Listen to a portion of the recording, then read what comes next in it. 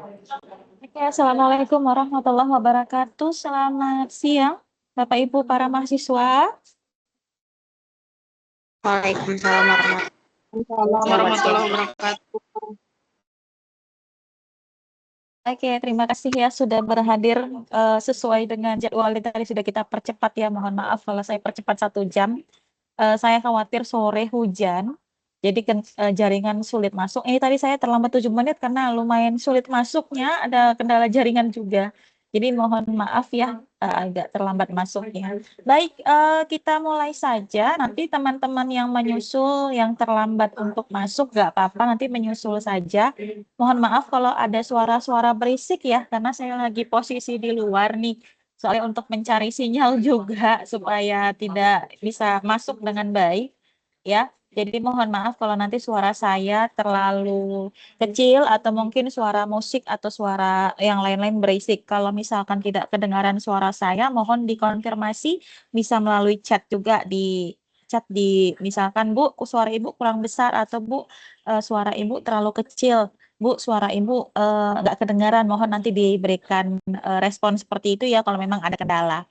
Baik, di sini sudah hadir 1, 2, 3, 4, ada 4 Bapak Ibu ya yang sudah hadir dari 15 orang mahasiswa ya. Nanti kita tunggu teman-teman yang lain yang belum berhadir. Untuk itu sebelumnya izin saya share screen dulu ya.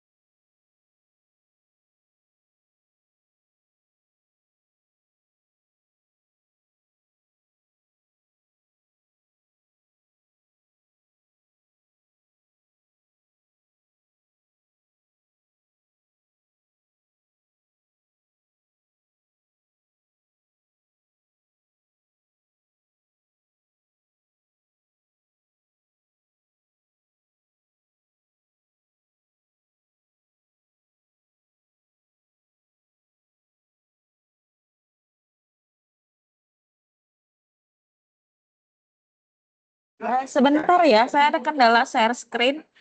Saya leave dulu, nanti saya gabung kembali. Sebentar ya Bapak Ibu.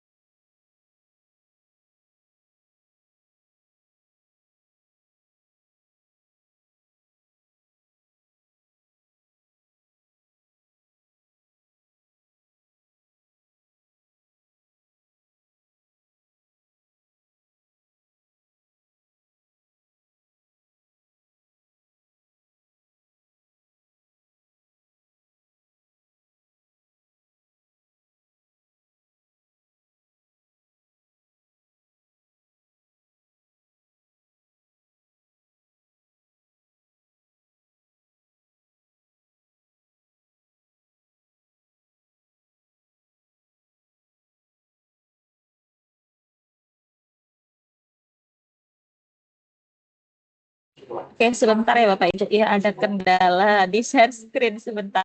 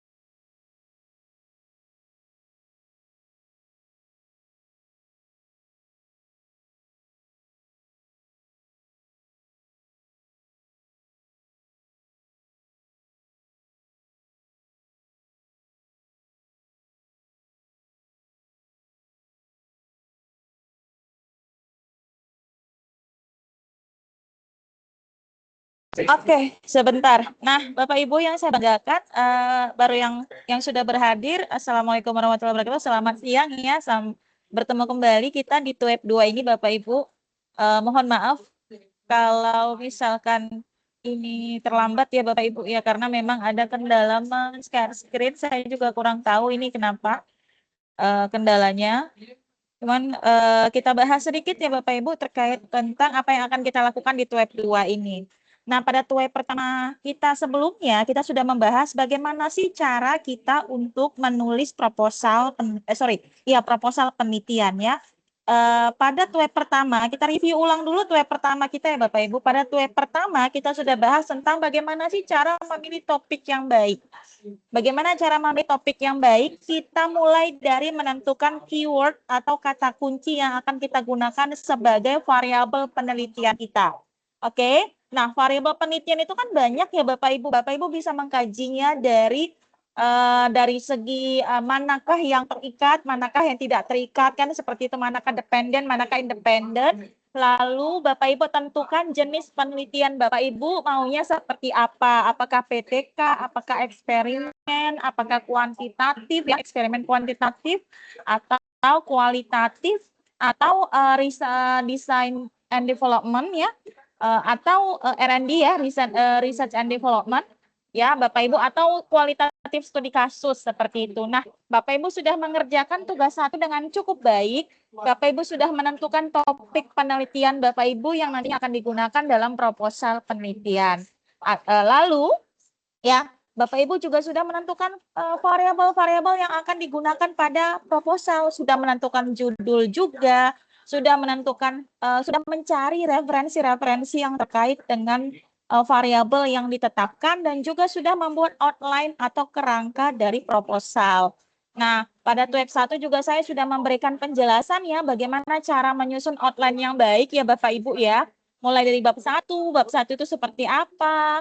Bab 1 kan fokusnya di latar belakang masalah, lalu kita masuk ke identifikasi masalah, masuk di rumusan masalah, lalu masuk di tujuan penelitian. Lalu masuk di bab 2 itu kajian teori atau kajian literatur ya Bapak Ibu ya. Nah, di situ dijabarkan tentang variabel-variabel yang Bapak Ibu gunakan pada proposal penelitian. Lalu nanti di bab 3 ada di metode penelitian. Itu mencakup jenis penelitian yang sudah Bapak Ibu tetapkan terlebih dahulu pada tugas 1. Nah, sekarang di Tuep 2 apa sih yang akan kita bahas? Nah, sedikit saya mengulang di tugas 2 ya. Di tugas 2 kan kemarin kita sudah sepakat bahwa setelah Bapak Ibu mengembangkan outline, setelah Bapak Ibu menentukan judul, Bapak Ibu sudah start mulai menyusun bab 1. Kenapa langsung menyusun bab 1, Bu Rahmi? Karena nantinya saya mau Bapak Ibu mengembangkan referensi-referensi yang sudah Bapak Ibu ambil pada tugas 1 di tugas 2 pada kajian bab 1 pendahuluan. Nah, pada tugas 1 kan Bapak Ibu sudah membahas referensi-referensi yang digunakan ya, referensi-referensi yang digunakan sesuai dengan variabel yang sudah Bapak Ibu pilih ya. Lalu Bapak Ibu cari 10 referensi ya, kalau tidak salah 10 referensi yang update ya 5 tahun terakhir. Yang berkaitan yang pertama, definisinya, kan gitu ya, indikatornya, hasil-hasil penelitian relevan, yang nanti itu bisa kita gunakan dalam menyusun kerangka di bab 1, khususnya di bagian latar belakangnya. Nah, Bapak Ibu selain dari artikel jurnal ya, Bapak Ibu ambil sebagai referensi, Bapak Ibu juga ambil dari buku 5 tahun terakhir. Nah, Bapak Ibu yang saya banggakan, oleh sebab itu karena Bapak Ibu sudah menyusun nih outline dengan baik tugas 1, sudah membuat referensi-referensi berkaitan dengan variabel tersebut. Nah, di tugas 2 saya mau Bapak Ibu gunakan itu. Dan juga di tugas 2 ini kita akan menggunakan kutipan langsung dan kutipan tidak langsung di dalam bab 1 atau latar belakang masalah. Sehingga nanti di tugas 3 Bapak Ibu sudah siap bab 1-nya dengan baik dan tinggal melanjutkan bab 2 dan bab 3-nya. Seperti itu ya.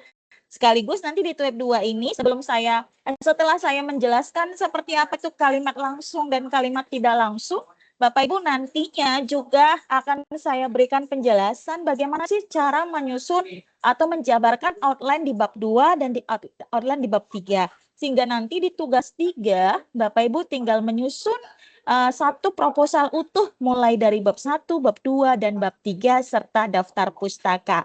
Nah, nanti di tugas 4 tinggal kita finalisasi mana yang kira-kira masih perlu direvisi pada tugas 1 dan di tugas 4 nanti kita melakukan pengecekan plagiasi. Ingat, pengecekan plagiasi itu tidak boleh lebih dari 30% ya Bapak Ibu. Tidak boleh lebih dari 30% dan daftar pustakanya juga ada minimalnya. Yang minimal 10 referensi artikel jurnal dan 5 referensi dari buku. Nah, kalau Bapak Ibu menyusun itu dengan baik di tugas 1, sebenarnya untuk bagian daftar pustaka nggak terlalu susah lagi untuk Bapak Ibu mengembangkannya seperti itu atau mencarinya seperti itu ya.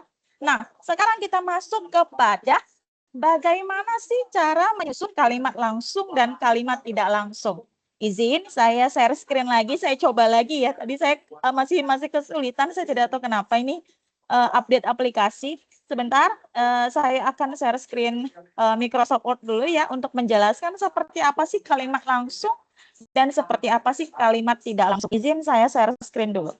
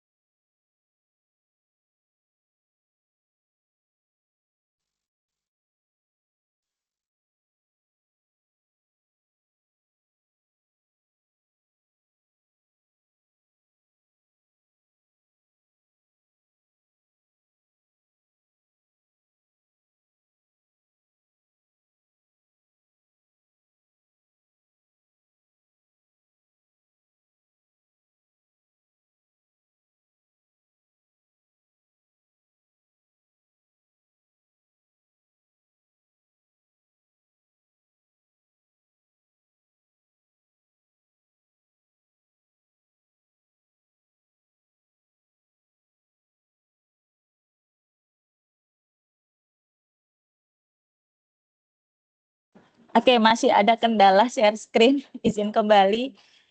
Nggak apa-apa, coba ya. Saya coba lagi. Ini saya masih berusaha ini. Sebentar. Izin saya leave dulu. Nanti saya gabung kembali ya Bapak Ibu, izin. Sebentar saja.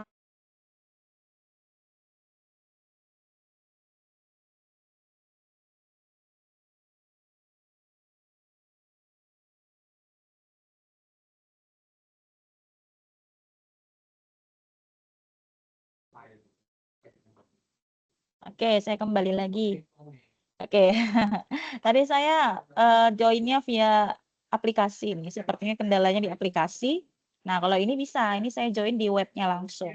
Izin saya share screen untuk ini ya, untuk bagaimana sih sebelum kita masuk ke kalimat langsung dan kalimat tidak langsung ya, saya coba mengingatkan kembali Bapak Ibu tentang sebentar, jangan langsung ini ya, sebentar.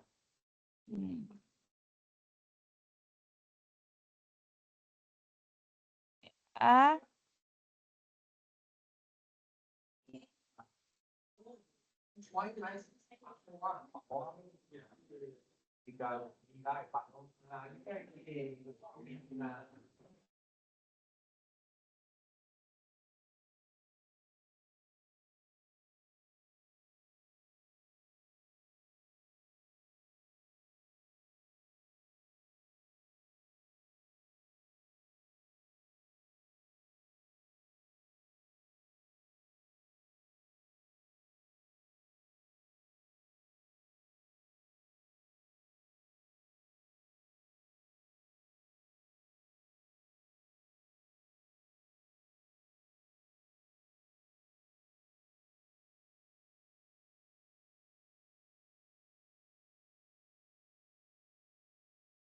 Oke, nah mudah-mudahan ya, mohon maaf sekali, aduh, Medan lagi memang sedang tidak baik jaringan Bapak Ibu.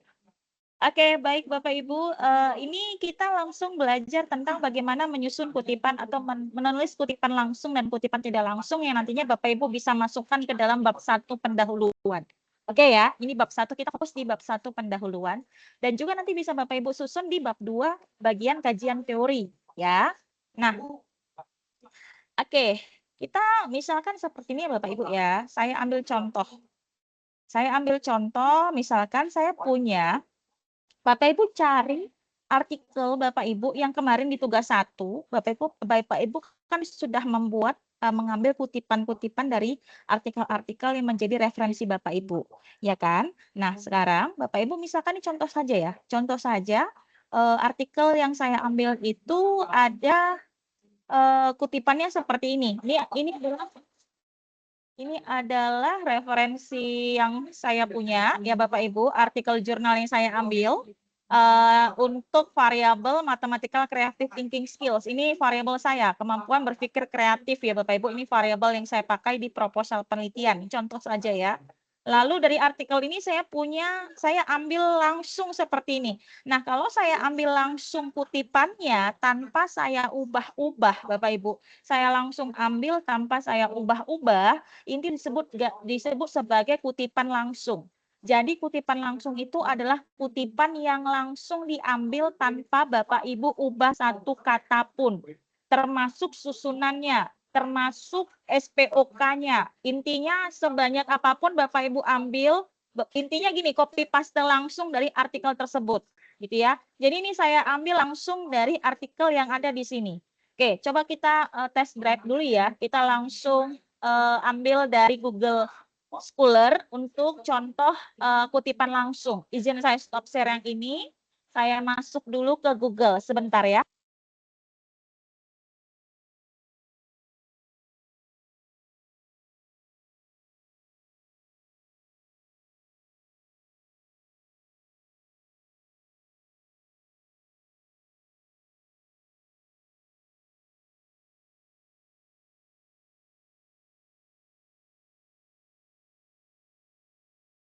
Apakah suara saya terdengar dengan jelas Bapak Ibu? Mohon direspon dan apakah tampilannya sudah masuk ke Google Scholar biar saya tahu bahwa apa yang ada di saya sama dengan apa yang ada di Bapak Ibu. Apakah kedengaran suara saya Bapak Ibu? Kedengaran, Bu. Oke, Kedengaran, Ibu. apakah tampilannya Google Scholar? Iya. Iya, Bu. Oke, terima kasih banyak ya. Seperti itu web kedua ini agak banyak masalah. Mohon izin. Nah, oke, kita lanjut ya. Nah, bagaimana sih caranya? Ini kan pada web 1 kita sudah bahas tentang ini Bapak Ibu. Kita sudah diskusikan bagaimana cara mencari artikel jurnal dari Google Scholar. Kita review lagi ya, kita recall lagi untuk nantinya membantu kita mencari kutipan langsung ya. Contoh, misalkan saya butuh tadi apa? Salah satu variabel variabel yang saya gunakan atau kata kunci yang saya gunakan di proposal saya adalah kemampuan berpikir kreatif. Ini contoh saja ya Bapak Ibu. Nanti disesuaikan dengan judul Bapak Ibu. Jadi ini nggak perlu dicari lagi sebenarnya. Bapak Ibu tinggal ambil aja tugas 1 Bapak Ibu ya. Nanti saya contohkan nanti dari salah satu tugas 1 Bapak Ibu yang sudah saya berikan komentar ya. Nah, ini contohnya. Kemarin kan kita sudah belajar ya gimana caranya untuk menentukan referensi yang dia itu update ya. Di sini bisa kita buat update-nya 2021 sampai 2025. Artinya nanti yang terfilter adalah artikel terbitan 2021 sampai 2025. Nah, ini contohnya. Oke. Nah, misalkan ini saya klik. Oke. Ini saya klik, nanti di sini kan udah ada downloadannya ya. Kita download coba ya. Oke. Nah, oke, nah ini adalah artikel yang mau saya jadikan sebagai referensi saya. Nah, saya butuh referensi tentang kemampuan berpikir kreatif itu. Nah, saya nemu nih di sini. Ini saya copy aja sampai kemari. Ini contoh ya, saya copy sampai kemari. Nah, ini namanya adalah kutipan langsung. Jadi ini saya copy ya, saya copy. Ini saya stop sharing dulu. Saya buka Microsoft Word dulu ya, kita pindahkan dulu yang sudah kita copy ini, sorry. Kita pindahkan dulu yang sudah kita copy ini. Oke, sebentar. Lalu saya share screen lagi. Nah ini adalah artikel yang saya ambil, kutipan yang saya ambil langsung dari artikel referensi saya. Ini namanya adalah kutipan langsung, Bapak Ibu. Nah, kutipan langsung itu adalah kutipan yang tidak Bapak Ibu ubah sama sekali. Apa cirinya? Cirinya itu biasanya, misalkan ya, ini kita cut dulu deh ya. Ini kita cut dulu sampai di sini. Nah, ini adalah kutipan langsung. Kenapa ini disebut dengan kutipan langsung? Karena dia ada citation atau penulisnya ada di belakang sini. Oke, misalkan ini punyanya Andiana et al. Ya, padahal tadi artikel kita ambil dari mana ini? Sebentar, saya buka lagi. Dari Restutara Astria Kusuma. Jadi Bapak Ibu, oke. Jadi kutipan ini sebenarnya kita ambil yang bagian yang keseluruhan ini yang diambil dari si satu artikel.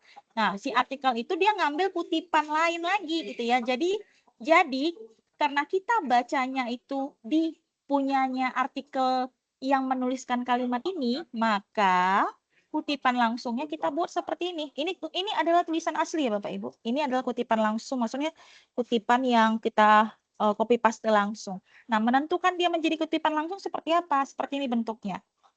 Tadi penulisnya adalah si Astria dan Kusuma ya. Maka nanti di sini kita tulis Astria dan Kusuma menyatakan bahwa seperti ini Bapak Ibu. Ya, menyatakan bahwa bla bla bla bla bla bla bla bla bla bla bla.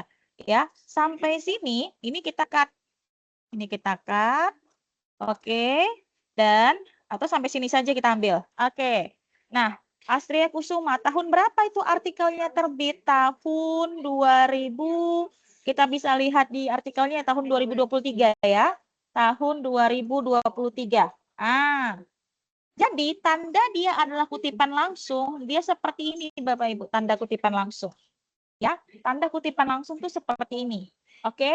Jadi tanpa kita ubah kalimatnya, cuman kita tambahkan identitasnya. Identitas kalimat itu diambil dari artikel jurnal siapa. Ini nama penulisnya. Yang Bapak Ibu tulis adalah nama belakang penulisnya. Oke, misalkan seperti nama saya Rahmi Ramadhani, maka Bapak Ibu cukup menuliskan Ramadhani, jangan Rahmi Ramadhani, tapi nama akhirnya saja. Begitu ya. Jadi karena ini nama penulisnya ada 2, jadi saya pakai nama akhir dari penulis pertama dan nama akhir dari penulis kedua.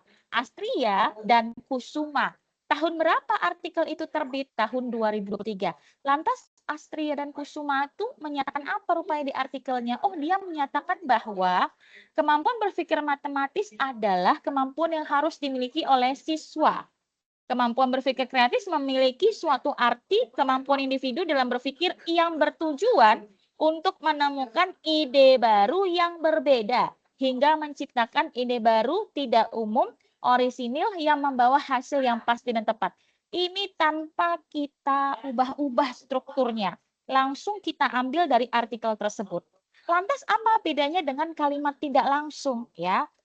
Lantas kalimat tidak langsung itu seperti apa? Nah, kalimat tidak langsung itu adalah kita lakukan parafrase atau bahasa Indonesianya adalah mengubah susunan kalimat menjadi susunan kalimat yang berbeda tetapi memiliki makna yang sama.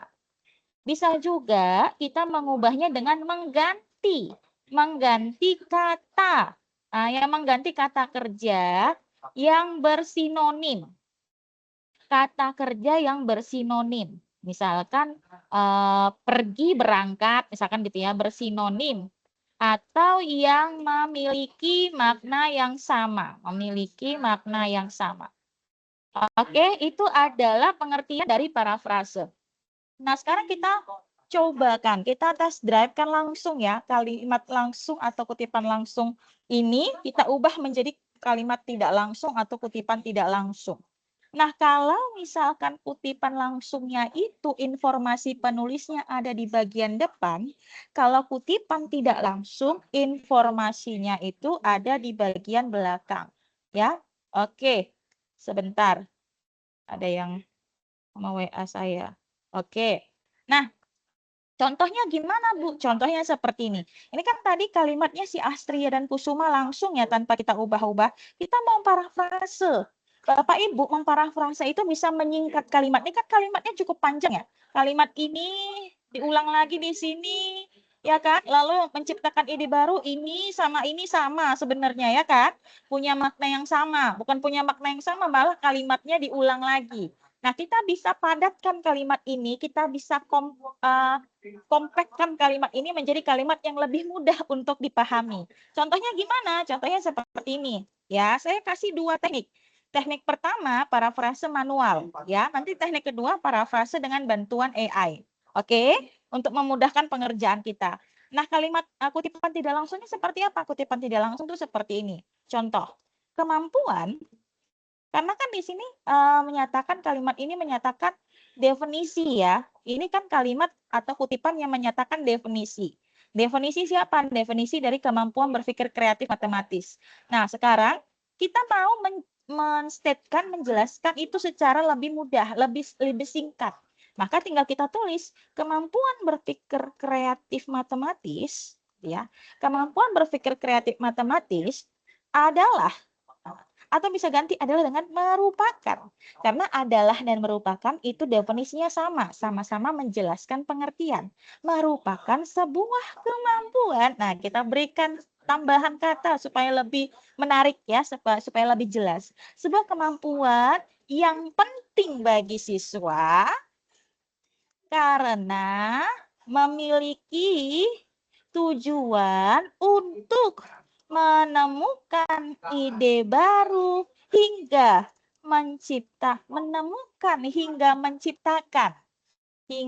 menciptakan ide baru yang tidak umum, yang unik, ide baru yang unik, orisinil dan memiliki dampak yang nyata. Nah, kan kalimat yang ini jadi lebih apa ya? Lebih pendek daripada kalimat yang sebelumnya. Nah, kalau tadi itu identitas penulisnya di awal, di sini identitas penulisnya di belakang. Jadi kita tulislah di sini Astria dan Kusuma.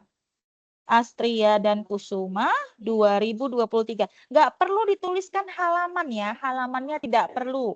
Cukup nama akhir pada setiap penulis dan juga tahun terbitnya. Nah, ini bedanya antara kutipan langsung dan kutipan tidak langsung. Oke? Nah, sekali lagi saya jelaskan perbedaannya. Yang pertama, kalau kutipan langsung adalah kutipan yang langsung bulat-bulat kita copy paste dari artikel jurnal yang kita jadikan sebagai referensi kita. Bulat-bulat tanpa kita ubah. Sesuai dengan kebutuhan kita. Oh, kita itu mau cari kutipan yang menjelaskan definisi dari variabel kita. Apakah itu tentang kemampuan, apakah itu tentang hasil belajar, apakah itu tentang model pembelajaran, apakah itu tentang apa lagi? Apapun ya yang menjadi variabel kita, gitu ya. Apakah itu tentang media, alat bantu, gitu ya. Strategi pembelajaran. Oh, kita mau cari ini definisinya. Kita searching, kita cari di Google Scholar, ya. Kita cari Google Scholar, dapat beberapa referensinya, lalu kita copy paste bagian yang menjelaskan tentang definisi. Bulat-bulat tanpa kita ubah. Itu namanya kutipan langsung. Nah, selain tanpa kita ubah-ubah, penulisan kutipan langsung itu menjorok ke dalam Bapak Ibu kurang lebih 5 ketukan 1 2 3 4 5 cm ke dalam. Ini juga sama 1 2 3 1 2 3 4 5. Ini beda antara kutipan langsung dan kutipan tidak langsung. Kutipan langsung dia agak menjorok ke dalam 5 cm ya Bapak Ibu. Jadi dia tidak sama tidak sama tidak sama sejajar dengan tulisan lainnya atau paragraf lainnya seperti itu. Nah, dengan cara seperti ini kita bisa satu lagi dia pakai tanda kutip. Pakai tanda kutip. Nah, jadi yang pertama ciri-ciri dari kutipan langsung adalah Bapak Ibu tidak ubah sama sekali kalimatnya dari sumber referensi yang Bapak Ibu ambil. Yang kedua, nama penulisnya dibuat paling depan di awal kalimat. Ketiga, tulisannya menjorok ke dalam 5 cm. Keempat, ya, pakai tanda kutip untuk menunjukkan bahwa kata ini atau kalimat ini adalah kalimat yang memang diambil secara langsung. Sedangkan untuk kutipan tidak langsung, kita lakukan parafrase. Nah, ini yang menjadi poin utama, parafrase. Apa itu parafrase? Mengubah susunan kalimat menjadi susunan kalimat yang berbeda, tetapi memiliki makna yang sama. Bisa juga dengan mengganti kata kerja yang sama. Seperti apa kata kerja yang sama? Ini bisa mengganti kata kerja sama, bisa menyingkat kata kerja yang bersesuaian gitu ya. Bisa juga menyingkat kata kerja yang bersesuaian. Contoh ini kan sama seperti ini menemukan ide dan menciptakan. Nah, seperti ini contohnya. Nah, ini bisa kita gabung menjadi apa? Menjadi ini, memiliki tujuan untuk menemukan hingga menciptakan ide baru. Nah, jadi kalimatnya yang mana yang kita cut? Ini kan ide barunya dituliskan 2 kali, kita hanya tuliskan sekali, kita singkat atau kita gabung kata kerja yang bersesuaian. Menggabungkan 2 kata kerja yang bersesuaian, gitu ya. Kita gabungkan dengan ini, menemukan hingga menciptakan ide baru. Menemukan hingga menciptakan ide baru yang unik. Unik itu mengganti kata kerja tidak umum ya. Ini kita tidak umum kita ganti dengan unik. Oke. Lalu orisinil bisa kita ganti dengan apa? Orisinil asli. Orisinil itu adalah sinonim dari kata asli dan memiliki dampak yang nyata. Nah, yang ini membawa hasil yang pasti itu bisa kita ubah dengan kata yang atau kalimat yang memiliki makna yang berbeda, makna yang sama. Membawa hasil yang pasti dan tepat berarti kan menyatakan bahwa harus memiliki dampak kan gitu kan. Membawa hasil kan berarti bermakna memberikan dampak. Maka kita bisa ganti kalimatnya dengan memiliki dampak yang nyata. Apalagi yang kita ubah dari kalimat langsung tadi menjadi kalimat tidak langsung adalah ini. Ini kalau Bapak Ibu lihat, ini kalimatnya 2 kali dia buat. Jadi ini 2 kalimat. Ini 2 kalimat di kalimat pertama, Ini kalimat kedua. 2 kalimat kita ubah hanya dengan 1 kalimat. Selesai. Nah, ini itu juga menggabungkan 2 atau lebih kalimat menjadi 1 kalimat yang lebih singkat, padat, dan jelas. Itu juga dikategorikan sebagai parafrase. Oke, jadi bisa bisa dipahami perbedaan antara kutipan langsung dengan kutipan tidak langsung. Nah, ini pasti akan muncul di mana? Di bab 1 ataupun di bab 2. Ya, di bab 1 akan muncul tentang seperti apa itu kemampuan berpikir kreatif matematis, tentang variabel kita. Di bab 2 pasti juga akan muncul definisinya yang mungkin lebih jelas lagi atau lebih banyak lagi penjabarannya dibandingkan di bab 1 atau di bagian latar belakang masalah. Oke ya? Saya ambil contoh lain. Oke, saya ambil contoh lain dari artikel lainnya. Saya stop share dulu. Oke, kita kembali lagi ke Google Scholar ya. Mana Google Scholar kita tadi? Saya share screen lagi ya, Bapak Ibu. Saya share screen lagi. Sebentar, ini ada chat lagi. Kita baca lagi dulu. Oke, baik. Oke, sebentar kita share screen lagi ya. Oke, sebentar. Oke, ini tadi artikel yang ini kita ganti. Kita ganti artikelnya tentang kemampuan berpikir kreatif matematis lagi. Misalkan kita ambil dari sini, ini contohnya ya. Yang 2021 kan masih bisa ya, masih boleh. Atau yang terbaru lah Bu, 2025. Ada nggak ya 2025? Yang ada 2022. Yang ada 2021. Kita cari yang baru. Jadi Bapak Ibu gunakanlah sumber referensi yang terbaru ya, yang 5 tahun terakhir. Mulai dari 2021, 2022, 2023, 2024, 2025. Makin baru makin bagus. Nah, contoh yang ini 2023 lah ya. Oke. Oke, nggak ada 2024 ya. Sebentar, kita cari lagi yang terbaru. Oke. Kita cari lagi, ini rata-rata 2022 ya. Udah deh, kita ambil yang 2000. Oke, kita balik lagi kalau deh ya. Ini coba kita lihat ya. Oke, yang ini 2021 nggak apa-apa. Kita tetap mau ngambil tentang kalau tadi tentang definisi kemampuan berpikir kreatif matematis ya. Sekarang mungkin kita lihat hasil dari kemampuan berpikir kreatif matematis. Sebentar. Oke.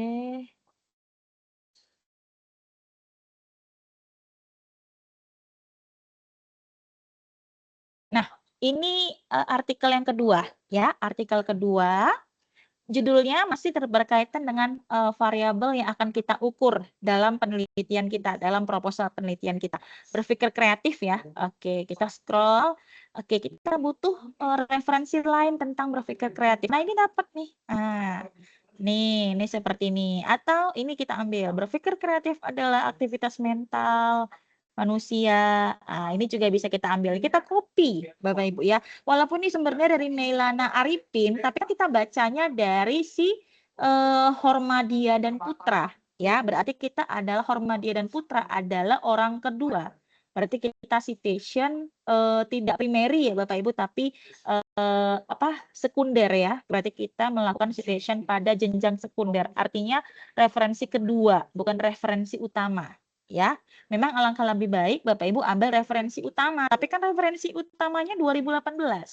Nggak sesuai dengan kriteria kita yang daftar pustakanya harus 5 tahun terakhir. Nah, oleh sebab itu tidak masalah, yang penting kita ambil bulat-bulat ini dari si artikel ini. Bisa jadi tulisan ini adalah hasil parafrase dari artikel ini, artikel si Meliana Arifin. Ya, jadi nggak jadi permasalah, sehingga tidak menjadi problem yang apalah kalau misalkan kita ambil ini, kita statementkan ini adalah statement dari Hormadia dan Putra di artikel ini ya. Kita copy,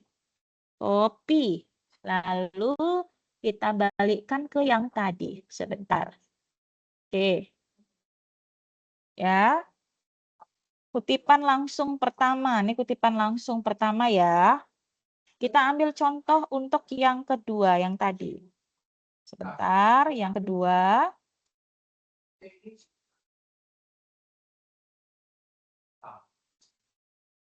Oke. Nah, ini tadi kita ambil dari artikelnya si siapa tadi ini? Sebentar. Si Hormadia Putra. Berarti penulisnya adalah Hormadia Putra. Berarti kita tulis di sini. Menurut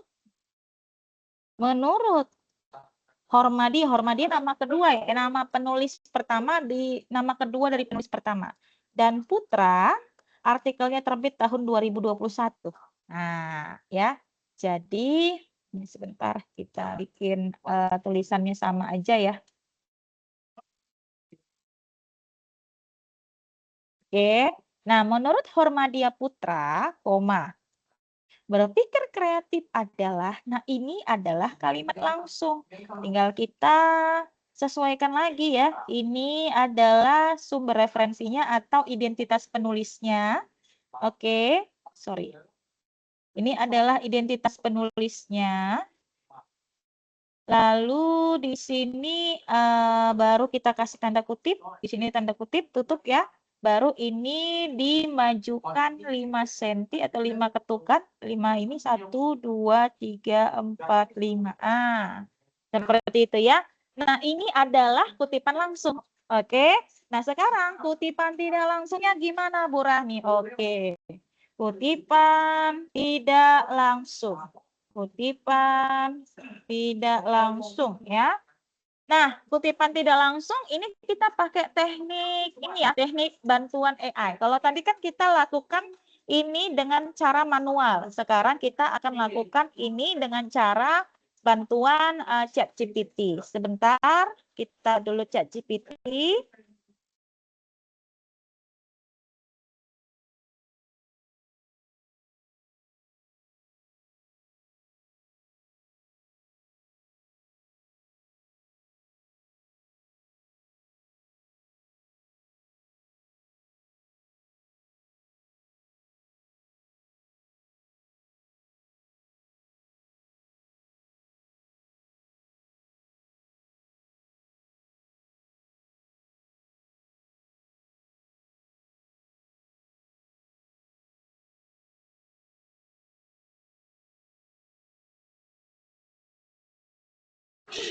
Nggak ada suaranya, Bu. Oke, sorry. Nah, jadi kenapa sih Bu Rahmi kita pakai bantuan ChatGPT atau AI? Memangnya boleh gitu ya dalam menulis karya ilmiah? Boleh dengan catatan-catatan tertentu. Jadi AI itu adalah sebuah alat. Alat bantu apa? Alat bantu untuk brainstorming ide, alat bantu untuk melakukan translate bahasa atau alih bahasa, ataupun membantu kita untuk melakukan parafrase. Saya selalu menggunakan AI kalau saya lagi butuh ide, saya mau nanya AI, apa itu ide yang menarik kalau saya punya seperti ini. Itu namanya brainstorming ide. Atau misalkan saya baca suatu referensi tapi saya nggak ngerti apa artinya. Saya coba pakai Google Translate tapi bahasanya saya masih belum bisa pahami karena Google Translate itu kan mentranslatekan itu kata per kata. Nah, AI seperti ChatGPT bisa bantu kita mentranslate itu menjadi bahasa yang lebih mudah untuk kita pahami. Yang ketiga, bisa juga kita gunakan sebagai alat parafrase. Mungkin Bapak Ibu kenal yang namanya Quillbot ya. Quillbot itu juga aplikasi berbasis AI untuk membantu kita melakukan parafrase. Tapi untuk Quillbot, parafrase itu sifatnya itu hanya untuk bahasa Inggris Bapak Ibu. Bahasa Indonesia saya belum pernah coba. Ya, dia lebih oke untuk bahasa Inggris, diparafrasekan dengan berbagai style ya, sesuai dengan kebutuhan kita. Jadi salah satu solusi untuk yang multi language ya, untuk bahasa selain bahasa Inggris, kita bisa gunakan ChatGPT ya, tidak pakai Quillbot tapi bisa pakai ChatGPT seperti itu ya. Jadi sepanjang 3 hal itu yang kita lakukan maka dibolehkan menggunakan AI dan sejenisnya. Tapi kalau kita gunakan AI untuk menulis itu dari awal sampai akhir, nah itulah yang akan kena yang namanya melanggar etik penulisan, kode etik penulisan ya, melanggar integritas penulisan akademik. Oke, nah itu juga nanti akan berdampak pada apa? Akan berdampak pada tingginya plagiasi. Oke, nah jadi gunakanlah AI sebatas untuk mentranslate bahasa, itu ya, mentranslate artikel, mentransit kata yang kita tidak pahami, brainstorming ide, ataupun membantu kita melakukan parafrase. Oke, nah sekarang kita pakai ChatGPT untuk melakukan parafrase. Mana ChatGPT saya? Nah ini ya. Jadi bagaimana caranya Bu Rahmi? Nah, kita bisa pakai prompt seperti ini. Jadilah seorang proofreader, ya. Proofreader itu adalah pelaku yang melakukan atau orang yang melakukan parafrase. Proofreader bantu saya melakukan parafrase pada kalimat ini untuk menghindari adanya plagiasi, ya. Karena kalau misalkan kita pakai kalimat langsung atau kutipan langsung, kecenderungan plagiasi itu sangat tinggi sekali. Jadi saran saya ketika Bapak Ibu nanti menuliskan kutipan, jangan terlalu banyak kutipan langsungnya. Upayakan kutipan tidak langsung atau yang sudah versi parafrase. Nah, sekarang kita copy-lah kalimat yang tadi mau kita parafrase. Ini dia kalimatnya ya. Oke. Parafrase kalimat ini sesuai dengan kaidah bahasa Indonesia yang baik dan benar dalam penulisan karya ilmiah untuk menghindari adanya plagiasi. Ini cara kedua ya. Kalau tadi cara manual, ini cara kedua dengan bantuan ChatGPT. Nah, sekarang kita coba test drive. Nah, dia memberikan beberapa versi. Nah, inilah yang saya maksud sebagai brainstorming ya, Bapak Ibu. Dia tidak jadi kita diberikan kesempatan untuk melihat manakah versi yang sesuai dengan kebutuhan kita. Mau standar ilmiah kah, lebih formal kah, lebih ringkas dan padat. Ya, tinggal disesuaikan. Misalkan kita ambil yang ini saja yang ringkas padat ya. Yang lebih ringkas dan padat. Kita copy lalu kita masukkan lagi ke dalam tulisan kita tadi ya. Izin saya share screen lagi. Oke, biar kita lanjut. Nah, ini tadi yang versi ChatGPT ya, versi ChatGPT. Kita perhatikan. Berpikir kreatif adalah aktivitas mental manusia. Diubahnya menjadi proses berpikir. Ya, aktivitas mental itu sama dia dengan proses berpikir. Dalam memecahkan masalah matematika dengan kemampuan menemukan banyak kemungkinan, ya, menemukan banyak alternatif penyelesaian masalah matematika. Nah, yang ini digantinya, diperjelasnya lagi, diparafrasekan lagi dengan kalimat ini. Beda ya. Memecahkan masalah matematika, yang ini menemukan banyak alternatif ya. Sebentar, dengan kemampuan menemukan banyak kemungkinan jawaban. Nah, ini. Jadi dari ini dari kalimat ini ada berapa kata nih? 1 2 3 4 5 6 7 8 9. 9 kata, jadi lebih singkat 1 2 3 4 5 6. Jadi 6 kata saja. Dari memecahkan masalah matematika dengan kemampuan menemukan banyak kemungkinan jawaban, dia parafrasekan menjadi menemukan banyak alternatif penyelesaian masalah matematika. Lalu menemukan satu jawaban yang sama. Nah, ini juga diparafrasekannya lagi menjadi mencapai hasil yang sama. Satu jawaban itu diganti dengan hasil yang sama dengan berbagai metode yang berbeda, dengan banyak cara yang berbeda. Bisa juga kita ganti dengan berbagai variasi metode yang berbeda, dengan variasi metode yang berbeda, dengan variasi teknik yang berbeda. Bisa kita ganti-ganti dengan variasi teknik yang atau dengan berbagai teknik yang bervariasi. Nah, ini juga bisa. Jadi Bapak Ibu juga jangan copy paste langsung dari ChatGPT tanpa Bapak Ibu lakukan revisi lagi ya. Jadi intinya ChatGPT itu hanya bantu kita ngasih ide parafrase. Karena mungkin kita susah ya mencari sinonim kata yang baik seperti apa supaya dia relevan gitu, supaya nyambung kalimatnya. Jadi kita minta bantuan AI lah untuk masalah seperti itu, menyambung kalimat. Nanti kalau sudah diberikannya kemungkinan jawaban, variasi jawaban, Bapak Ibu tinggal tinggal nanti melakukan penyesuaian-penyesuaian kecil seperti tadi. Kita ganti katanya dari teknik, dari metode kita ganti jadi teknik, berbeda kita jadi menjadi bervariasi gitu ya. Mencapai hasil yang sama, bisa kita ganti dengan mencapai tujuan yang sama, boleh gitu ya. Hasil dan tujuan kan sama, atau target yang sama, boleh.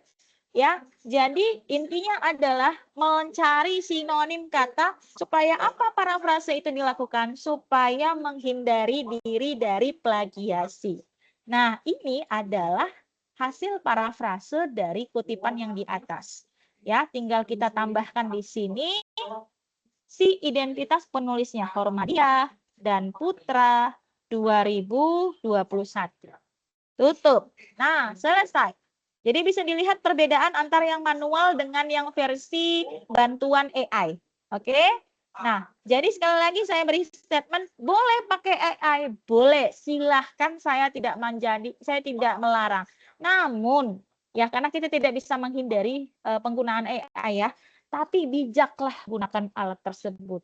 Jangan copy paste langsung, jangan menanyakan hal selain dari brainstorming ide, selain dari translate artikel, selain dari membantu memberikan referensi bagaimana parafrase kalimat tersebut.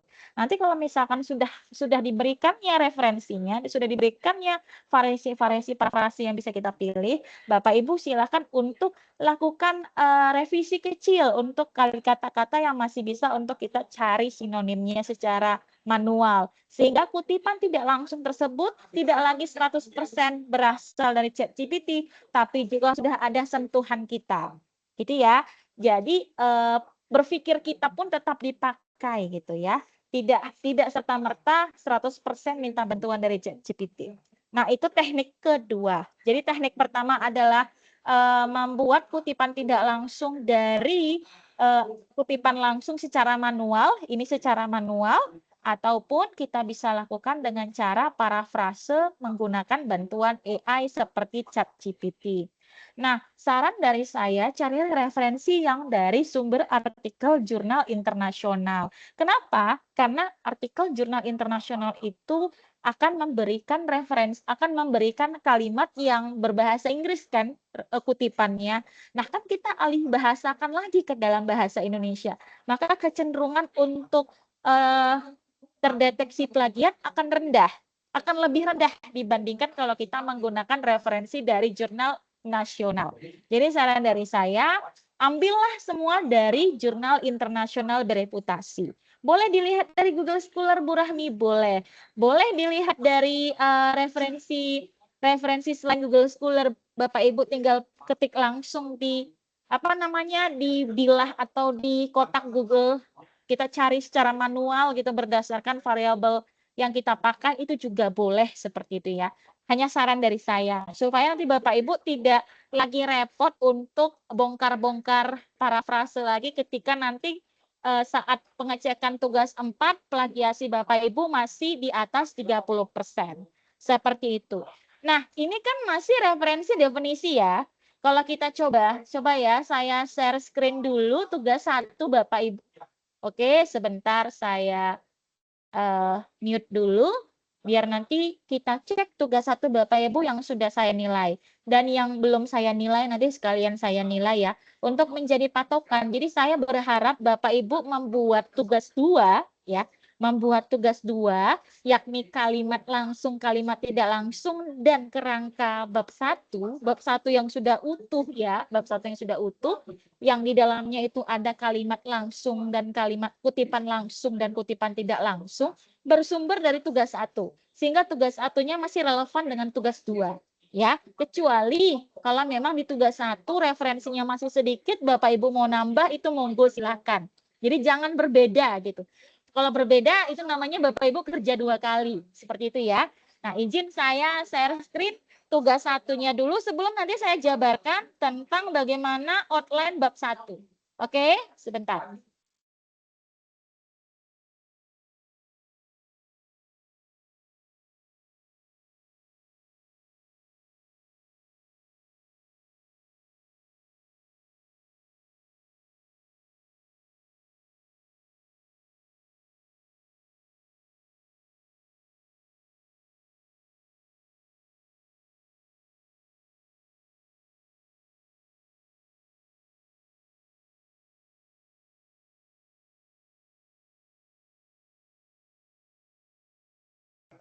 Oke. Nah, ini tugas 1 ya yang sudah selesai di tanggal 27 Oktober ya. Sepertinya sudah saya nilai semua tugas 1. Kita cek satu per satu ya. Saya yang ada namanya di sini dulu ya. Bapak Fuadudin. Kita cek punyanya Bapak Fuad. Ya, cek punyanya Bapak Fuad. Bu, kalau misalkan saya belum selesai tugas 1 bagaimana gitu ya. Boleh deh saya kasih batas waktu tambahan yang belum selesai tugas 1. Nanti kita akan buka kembali tambahan untuk tugas 1 yang belum selesai. Tapi tidak lama ya Bapak Ibu ya. Karena apa? Karena dia itu harus ini ya, tugas 1-nya harus ada, lalu lanjut tugas 2, nggak bisa tiba-tiba tugas 4. Ya, nggak bisa. Karena tugas 1, tugas 2, tugas 3, tugas 4 itu saling berkaitan, saling apa ya, relevan gitu. Tidak mungkin bisa Bapak Ibu tidak ada tugas 1 tiba-tiba ada tugas 2 gitu ya. Itu tidak bisa. Oke? Nah, ini kita buka punyanya Pak Fuad. Izin Pak Fuad saya buka punya Bapak ya. Sebagai contoh saja ini. Bukan yang lain-lain ya Pak ya. Sebagai contoh saja sebentar.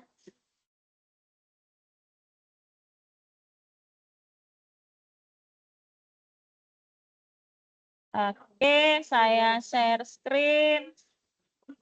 Oke.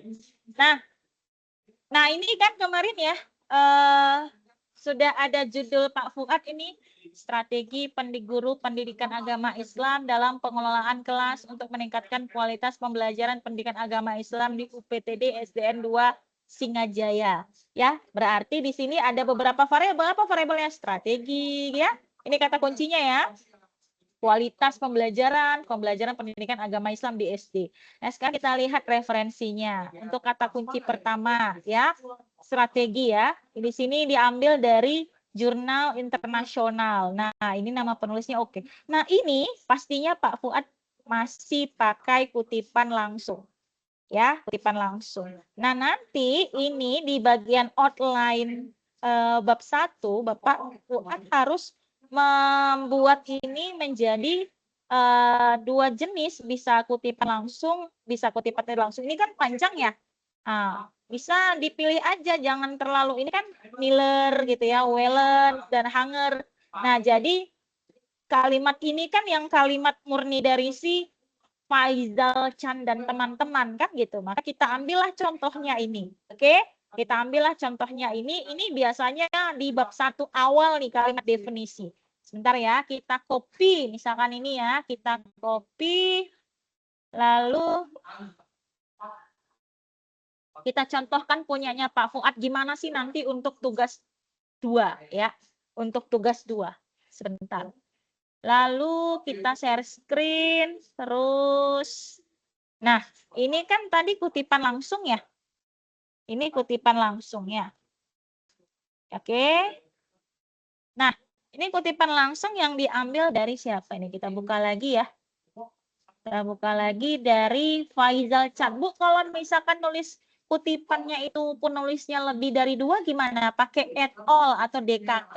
Ya Bapak Ibu, misalkan ini kan Faizal Chan. Faizal Chan itu namanya. Berarti kita ambil si nama kata kedua. Berarti Chan ya. Chan. DKK, boleh DKK, boleh et al. Kalau Bapak Ibu pandai pakai Mendeley, silahkan pakai Mendeley ya. Karena kalau saya ngajarin cara menggunakan Mendeley panjang, Bapak Ibu bisa cek di YouTube. Banyak sekali tutorial-tutorial cara menggunakan Mendeley. Mendeley itu adalah aplikasi untuk membuat citasi atau kutipan yang begini ya. Yang ini namanya citasi, kutipan secara otomatis di generate, tapi nggak otomatis, benar-benar otomatis, tapi kita masukkan dulu metadatanya, nama penulis, tahun terbit, di dalam aplikasi Mendeley. Nanti ketika kita butuh mau kita citasi, kita tinggal buka aplikasi itu, tinggal kita masukkan ke dalam Word kita. Nah itu, lalu mudahnya lagi setelah kita bisa buat citasi otomatis, kita juga bisa buat daftar pustaka otomatis menggunakan Mendeley.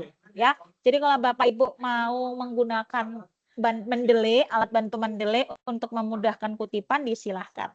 Nanti kalau kita punya waktu sebentar, saya akan kasih tutorial yang singkatnya saja ya. Contoh kalau misalkan kutipannya dalam bentuk citation Mendeley ya, secara otomatis. Kalau tadi kan kita masih pakai manual. Nah, tadi si Chan itu dia sebentar kita buka lagi. Chan itu tahun berapa ya? Tahun 2019 ya. 2019 ini upayakan dia ini ya dari 5 tahun terakhir ya. 5 tahun terakhir upayakan jangan terlalu lama ya. Minimal kali 2020 deh ya, minimal kali 2020 1 2 3 4 5. 2019 kalau emang nggak ada lagi boleh lah, tapi kalau bisa 2020 kalau bisa ya. Oke, ini 2019. Ini masih manual ya. Jadi inilah disebut dengan kutipan langsung. Oke. Nah, inilah yang disebut dengan kutipan langsung. Oke, lalu ya, sebentar kita bagusin dulu. Nah, lalu kalau kita mau buatnya jadi kutipan tidak langsung gimana? Berarti kalau kita mau buatnya menjadi kutipan tidak langsung, yang sama seperti tadi caranya ya. Kita bisa strategi ini manual aja ya. Strategi adalah sebuah rencana itu kalimat tidak langsungnya, sinonimnya apa ya? Sebuah cara atau sebuah rencana berarti coba ya saya searching ya, sinonim rencana. Sebuah strategi, sebuah agenda, sebuah rancangan ya, sebuah rancangan yang komprehensif apa sinonimnya? Ini kalau manual ya. Kalau manual kita harus cari satu-satu. Komprehensif ya, komprehensif yang menyeluruh, yang mendalam gitu ya. Rancangan yang mendalam dengan mengaitkan segala sumber dan kapabilitas. Kapabilitas ini apa ya? Kapabilitas ini apa ya? Kapabilitas potensial ya. Segala sumber dan potensi yang memiliki tujuan jangka panjang untuk memperoleh kompetensi, untuk memperoleh kemampuan tertentu. Nah, ini kita parafrase manual ya, agak lama kalau parafrase manual ya. Jadi kalau misalkan mau agak lebih cepat, maka bisa pakai bantuan ChatGPT. Nah, ini adalah si kutipan tidak langsungnya tadi ya. Candekaka 2019. Nah, ini kalau menulis citasi kalau dia penulisnya lebih dari lebih dari 2 orang. Oke? Nah, jadi ini ibaratnya gini. Tugas 2 itu kutipannya itu diambil dari tugas 1. Jadi kutipan langsung yang kita ubah jadi kutipan tidak langsung itu diambil dari tugas 1. Nah, lantas Bu Rahmi gimana meletakkannya dalam bab 1? Kan gitu ya, kita nih sekali jalan. Ya, gimana cara meletakkannya ke dalam bab 1? Nah, sebelum saya jabarkan bagaimana caranya, apakah ada yang mau ditanyakan tentang kutipan langsung dan kutipan tidak langsung? Silakan, jika ada yang bertanya, saya berikan kesempatan.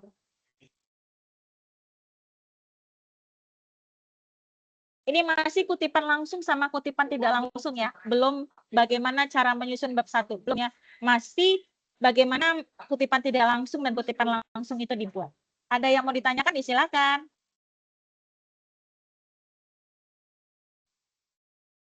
Maaf Ibu, izin bertanya. Silahkan, Bu Dwi. Iya, ini kan yang tugas 2 kan menyusun bab 1 ya Ibu ya. Ya, kemarin saya kan sudah menyusun, sudah saya upload juga. Tapi saya tidak mengasih itu loh Bu, kayak footnote. Tapi kan di situ catatan kakinya kan di kalimatnya ya Ibu ya. Ya, Di jadi body note ya, di body note. iya body note.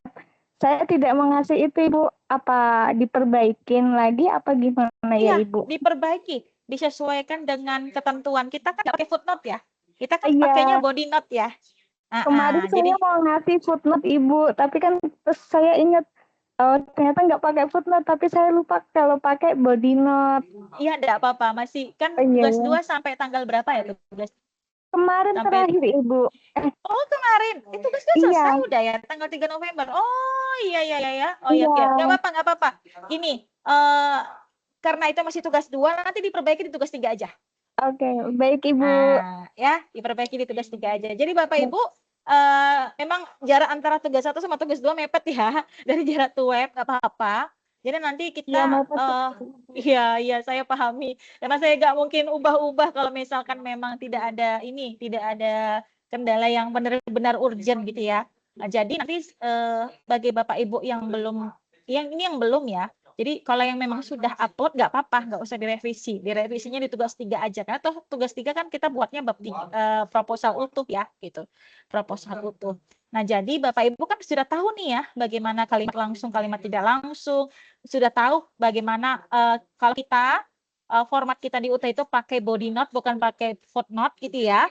Nah, maka nanti di tugas 3 itu diperbaiki lagi gitu ya. Di tugas 3 itu diperbaiki lagi. Jadi yang sudah dimasukkan ke tugas 2 nggak usah diganti-ganti lagi. Kecuali bagi yang belum upload. Nanti saya kasih waktu mungkin, tapi nggak banyak ya, nggak panjang. Ini kan hari apa? Hari Selasa. Mungkin saya tunggu sampai hari Jumat.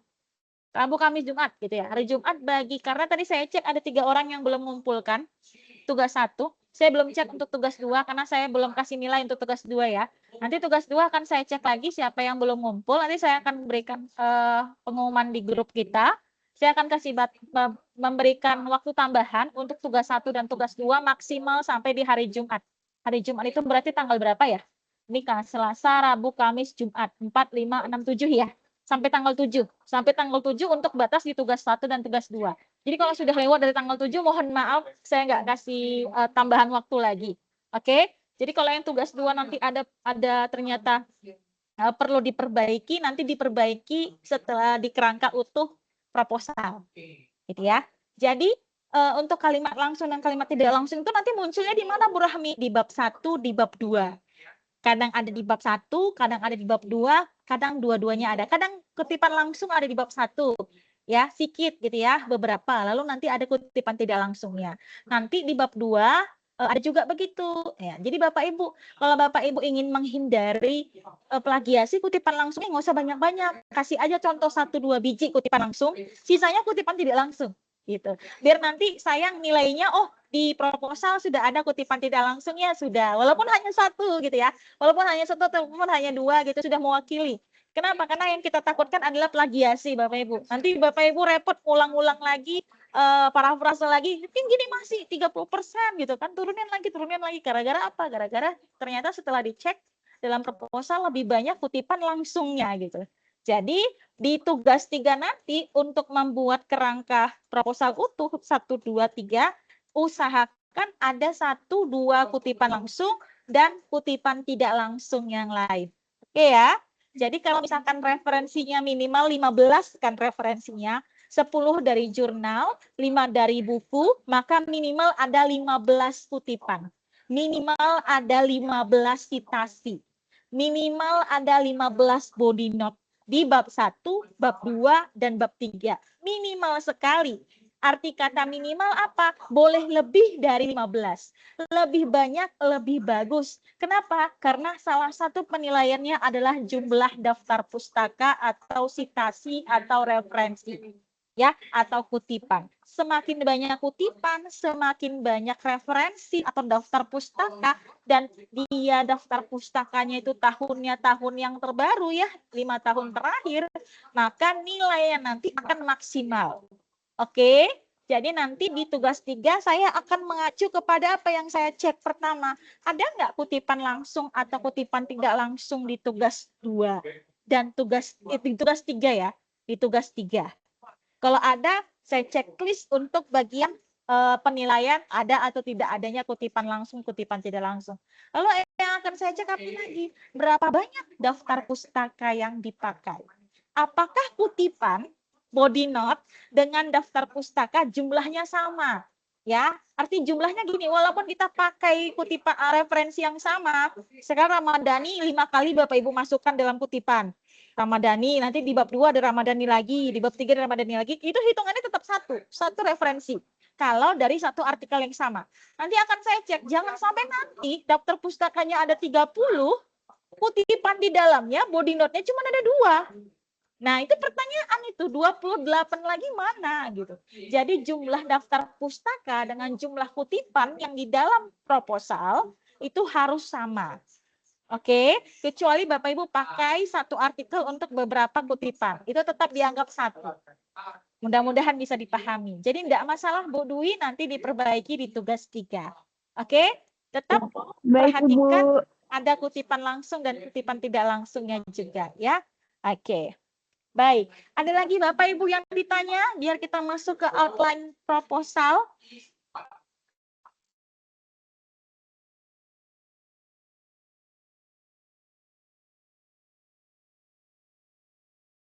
Adakah lagi terkait kutipan langsung, kutipan tidak langsung?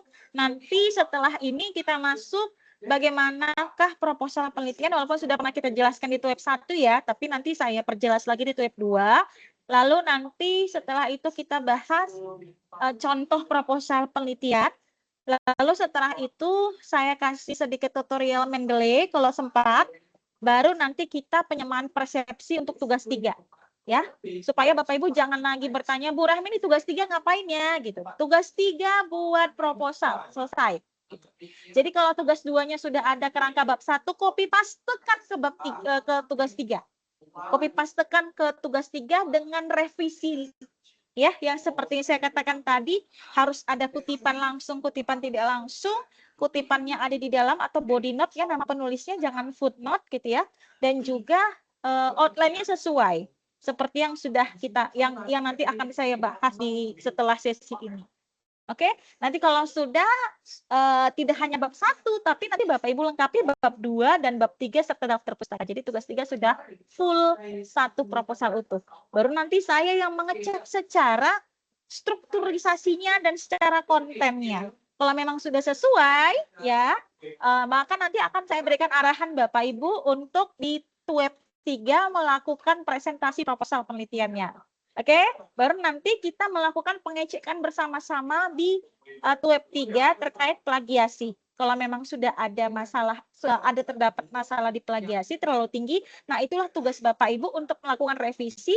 Hasil revisinya dikumpulkan di tugas 4. Paham ya? Jadi di tugas 3 sudah masuk proposal utuh. Nanti kalau ada perbaikan konten, perbaikan penulisan, bahkan perbaikan pengecekan plagiasi, nanti revisinya dibuat di tugas 4. Gitu ya. Oke. Ada lagi? Silahkan. Sebelum saya lanjut.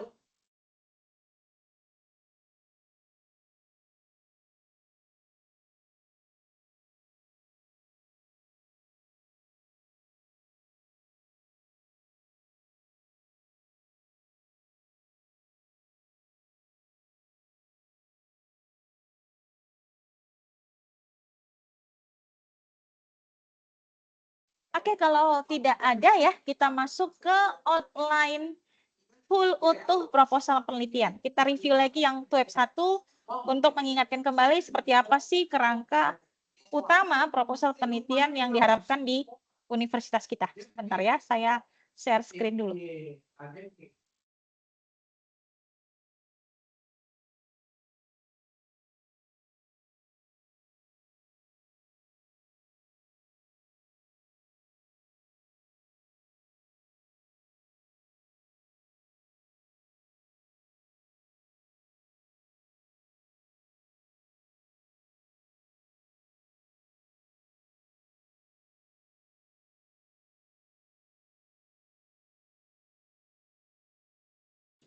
Oke, Bapak Ibu, terlihat ya outline gaya selingkuh proposal penelitian.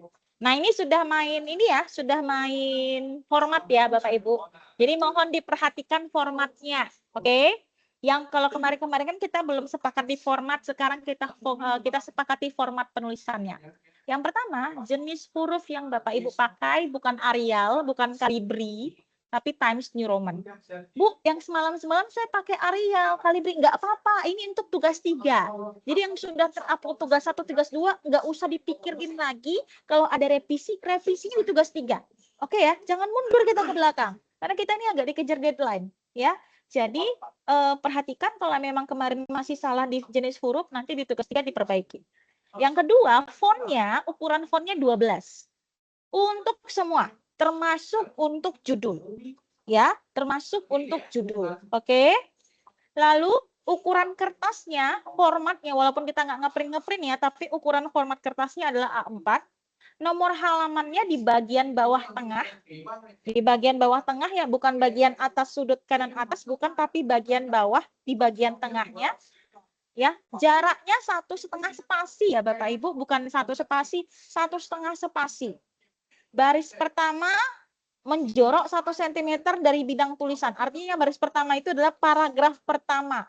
Paragraf pertama menjorok 1 cm dari bidang tulisan, dari paragrafnya sebelah kiri. Buat justify kiri kanan nanti kita test drive Bapak Ibu.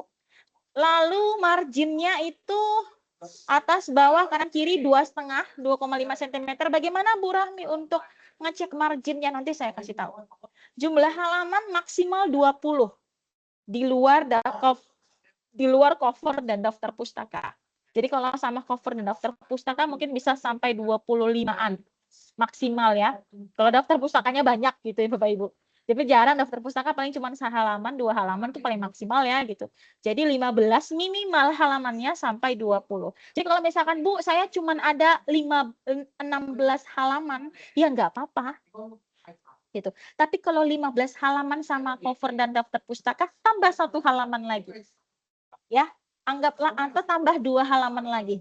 Supaya 15-nya itu adalah isinya bab 1 sampai bab 3. 1 halaman cover, 1 halaman daftar pustaka. Jadi kalau saya gabungin 17 halaman minimal termasuk cover dan daftar pustaka dan 2 sampai 22 halaman. Gitu ya. Oke. Nah, bahasa yang digunakan objektif, jelas, tidak bertele-tele. Jadi Bapak Ibu ketika sudah menuliskan nanti proposalnya dibaca lagi.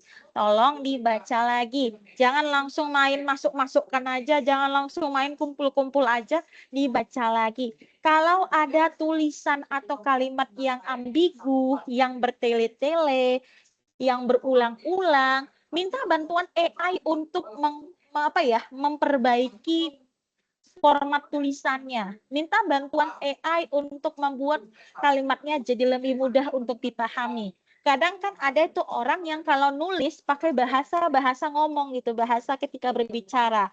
Sehingga tulisannya itu terkesan tidak terstruktur dengan rapi sesuai dengan KBBI. Maka boleh minta bantuan ChatGPT untuk apa? Untuk menghaluskan kalimat. Itu boleh, nggak masalah. Untuk menghaluskan kalimat, untuk mengecek apakah kalimat saya ini masih bertele-tele atau tidak. Kalau iya, boleh bantu nggak untuk dibuat jadi tidak bertele-tele, tapi tanpa mengubah strukturisasi, tanpa mengubah makna yang sudah saya tulis. Hanya bagian itu ya Bapak Ibu. Kenapa itu dibolehkan? Karena memang di dalam dunia akademik ada jasanya seperti itu. Jasanya apa? Proofreader namanya. Ya, proofreader itu tidak hanya melakukan parafrase, tapi juga memastikan kalimat itu tidak ambigu dan kalimat itu relevan dan koheren antara paragraf satu sama paragraf berikutnya. Ya, tidak lompat-lompat gitu. Oke, bahasanya tidak pakai bahasa informal dan slang ya. Jadi kalau memang pakai bahasa asing, contoh misalkan problem based learning, project based learning gitu ya, creativity, pokoknya dalam bahasa asing seperti bahasa Inggris atau bahasa Arab, tolong bahasanya atau tulisannya digaris miringkan. Ya, kalau pakai bahasa Inggris digaris miringkan. Oke. Lalu bahasanya harus tepat dalam mengungkapkan konsep ilmiah dan konsisten, jangan menyinggung unsur syarat. Ya. Prinsip penggunaan bahasanya baku, tidak pakai bahasa informal, ya, istilah teknis sesuai bidang, hindari kata-kata yang tidak perlu atau kata-kata yang berulang. Kalimatnya efektif, jelas dan singkat, tidak kalimat majemuk bertingkat 2, bertingkat 4 ya. Jadi satu kalimat itu sampai berapa berapa baris misalnya satu kalimat itu sampai 5 baris ya. Kita bacanya aja sampai sesak nafas gitu ya, nggak ada tanda titik, nggak ada tanda koma gitu. Jadi buatlah kalimat itu se-efektif, sejelas dan sesingkat mungkin, tapi tetap maknanya kompak. Hindari penggunaan bahasa yang persuasif atau emotif ya. Judul juga harus singkat, jangan terlalu panjang Bapak Ibu, jangan lebih dari 20 kata judulnya, maksimal di 20 kata ya. Kalau bisa di bawah dari 20 kata. Daftar pustaka juga harus bersumber dari artikel jurnal dan buku ya. Tidak boleh dari blog, tidak boleh dari web, kecuali web pemerintah. Contohnya apa? Misalkan Bapak Ibu mau ngambil data dari rapor pendidikan. Bapak Ibu bisa pakai referensi dari webnya rapor pendidikan, itu boleh. Webnya kementerian itu boleh. Tapi kalau blog gitu ya, ataupun dari sumber-sumber website yang tidak terpercaya itu dilarang. Oke, hindari itu. Lalu tabel dan gambar harus jelas ya penulisannya ya. Dan kalau penulisan tabel itu Bapak Ibu keterangannya bagian atas, kalau gambar keterangan di bagian bawah. Jadi tabel 1 gitu ya, gambar 1. Nah, tabel 1 tuh di bagian atas tabelnya, keterangan gambar itu di bagian bawah gambarnya. Oke? Dan dia kalau memang screenshot ya Bapak Ibu gambarnya mohon untuk diperjelas. Bapak Ibu bisa lakukan peningkatan DPI ya, peningkatan DPI supaya nanti tidak pecah ketika nanti di convert ke PDF misalnya seperti itu, tidak pecah. Oke. Lalu nah, penulisan catatan kaki harus digunakan. Nah, kalau kita di sini catatan kaki boleh dengan catatan memang dia untuk memberikan definisi istilah asing atau istilah yang memang sama. Ya, contoh misalkan deep learning. Deep learning itu kita perlu untuk memberikan catatan kaki untuk memperjelas deep learning yang kita maksud bukan deep learning dalam program komputer, bukan dalam bidang komputer, karena deep learning ada juga dalam bidang komputer. Tapi deep learning yang kita maksud adalah deep learning dalam bidang pendidikan, yakni kalau di bahasa Indonesia kan, kalau di kultur Indonesia namanya pembelajaran mendalam. Tapi kalau di referensi aslinya di Fulan dan Queen itu pakai istilah deep learning. Jadi kalau misalkan pakai konteks deep learning itu boleh dikasih catatan kaki, bukan body note. Body note kan fungsinya untuk citation ya, untuk kutipan, untuk memberikan informasi terkait sumber referensi itu, siapa penulisnya dan kapan tulisan itu diterbitkan. Tapi catatan kaki di sini yang dimaksud adalah untuk memperjelas istilah yang digunakan. Kalau istilah tersebut itu ambigu atau memiliki atau istilahnya sama dengan makna yang berbeda. Contohnya tadi seperti deep learning ya. Oke. Nah, saya stop share dulu. Sampai di sini ada pertanyaan sebelum kita buka contoh proposal? Silakan.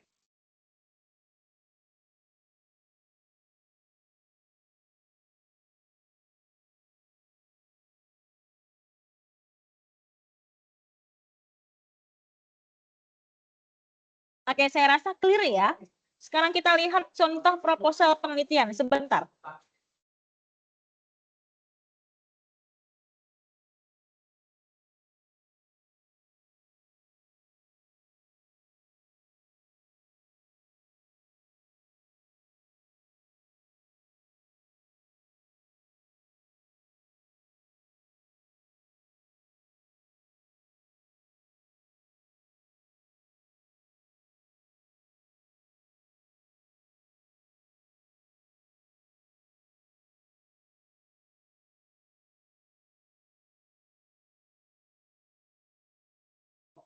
Oke. Nah, sekarang lihat ini adalah contoh proposal penelitian walaupun bukan di bidang PGSD ya, tapi bisa kita jadikan sebagai contoh untuk melihat format dan bagaimana cara menulis bab 1, bab 2, bab 3 dan daftar pustaka. Nah, ini proposal penelitian begini untuk covernya ya, teman-teman mahasiswa, Bapak Ibu. Jadi judulnya di bold seperti ini. Oke, judul di bold seperti ini, ada keterangan proposal penelitian.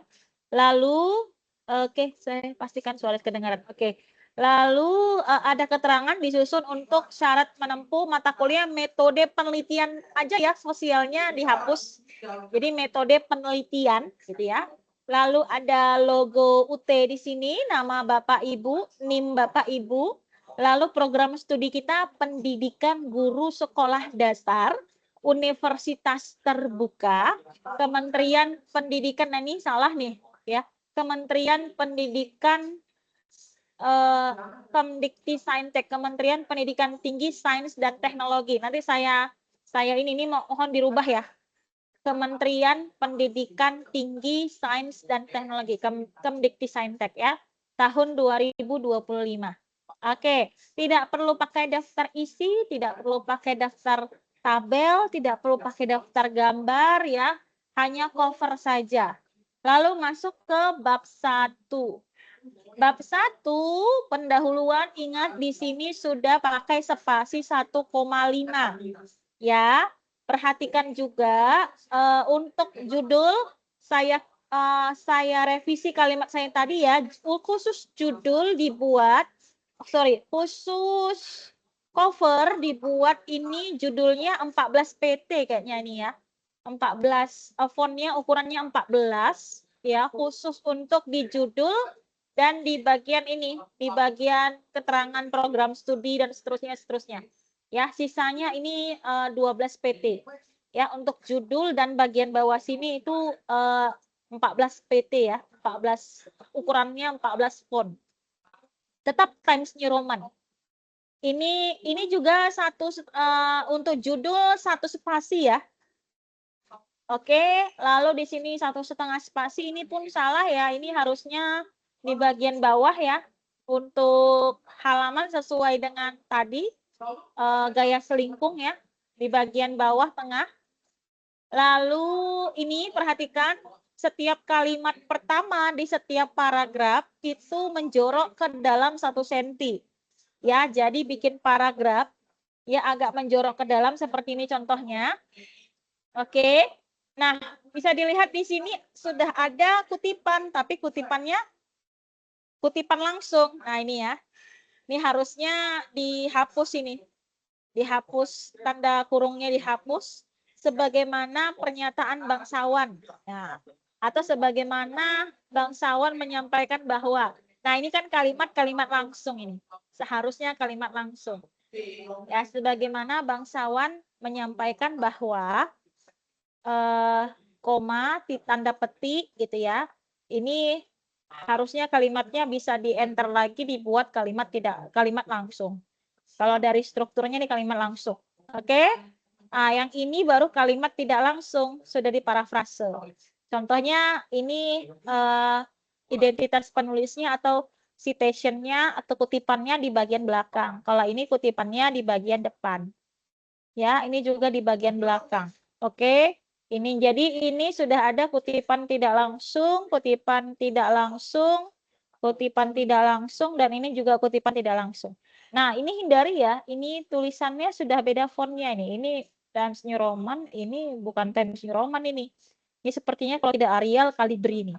Ya, jadi wajib hukumnya font itu sama dari atas sampai bawah. Jangan seperti ini beda-beda. Jadi sebelum di-upload dicek lagi jenis fontnya harus sama Times New Roman. Oke. Nah, ini kan ada Smart City, ini kan dia bahasa Inggris ya, istilah Inggris, istilah asing. Jadi ini sudah benar ya dibikin tulisannya miring. Ini juga harusnya tulisannya miring. Nah, saya nanti akan cek bagian-bagian itunya loh ya. Ini juga sama, Internet of Things ini juga bahasa Inggris. Jadi bagian ininya saja digaris miringkan. Oke, ini Smart City juga di bagian sini dimiringkan. Oke. Nah, ini kan dia ada ini ya, ada website. Ini juga websitenya harus bisa diklik gitu ya. Seperti ini ha. Oke, harus bisa diklik. Jadi kalau bisa kalaupun website, ambil website dari pemerintah seperti ini. Oke, jadi ini adalah format menulis bab 1. Ya, nah ini seperti ini contohnya yang bahasa Inggris di garis miring, tapi tak perlu dibikin bold ya, tidak perlu. Oke, tidak perlu diboldkan. Oke, nah jadi kalau kita lihat di bab 1 sudah ada beberapa kutipan. Jadi nanti saya akan hitung, ini kutipan langsungnya sudah ada 1, sudah ada mewakili. Kutipan tidak langsung nih ada 1. Oke, ada 2, ada 3. Nanti saya akan hitung. Oh, ada 10 contohnya. Berarti nanti di daftar pustaka 10-10-nya tadi ada daftar pustakanya. Jangan nanti di dalam sini ada Suwarno, di daftar pustaka nggak ada si Suwarnonya gitu. Suwarno dan Wati itu artikelnya yang mana gitu kan? Bagaimana sumber referensinya, mana judulnya, nggak muncul di daftar pustaka. Itu nanti akan saya komplain.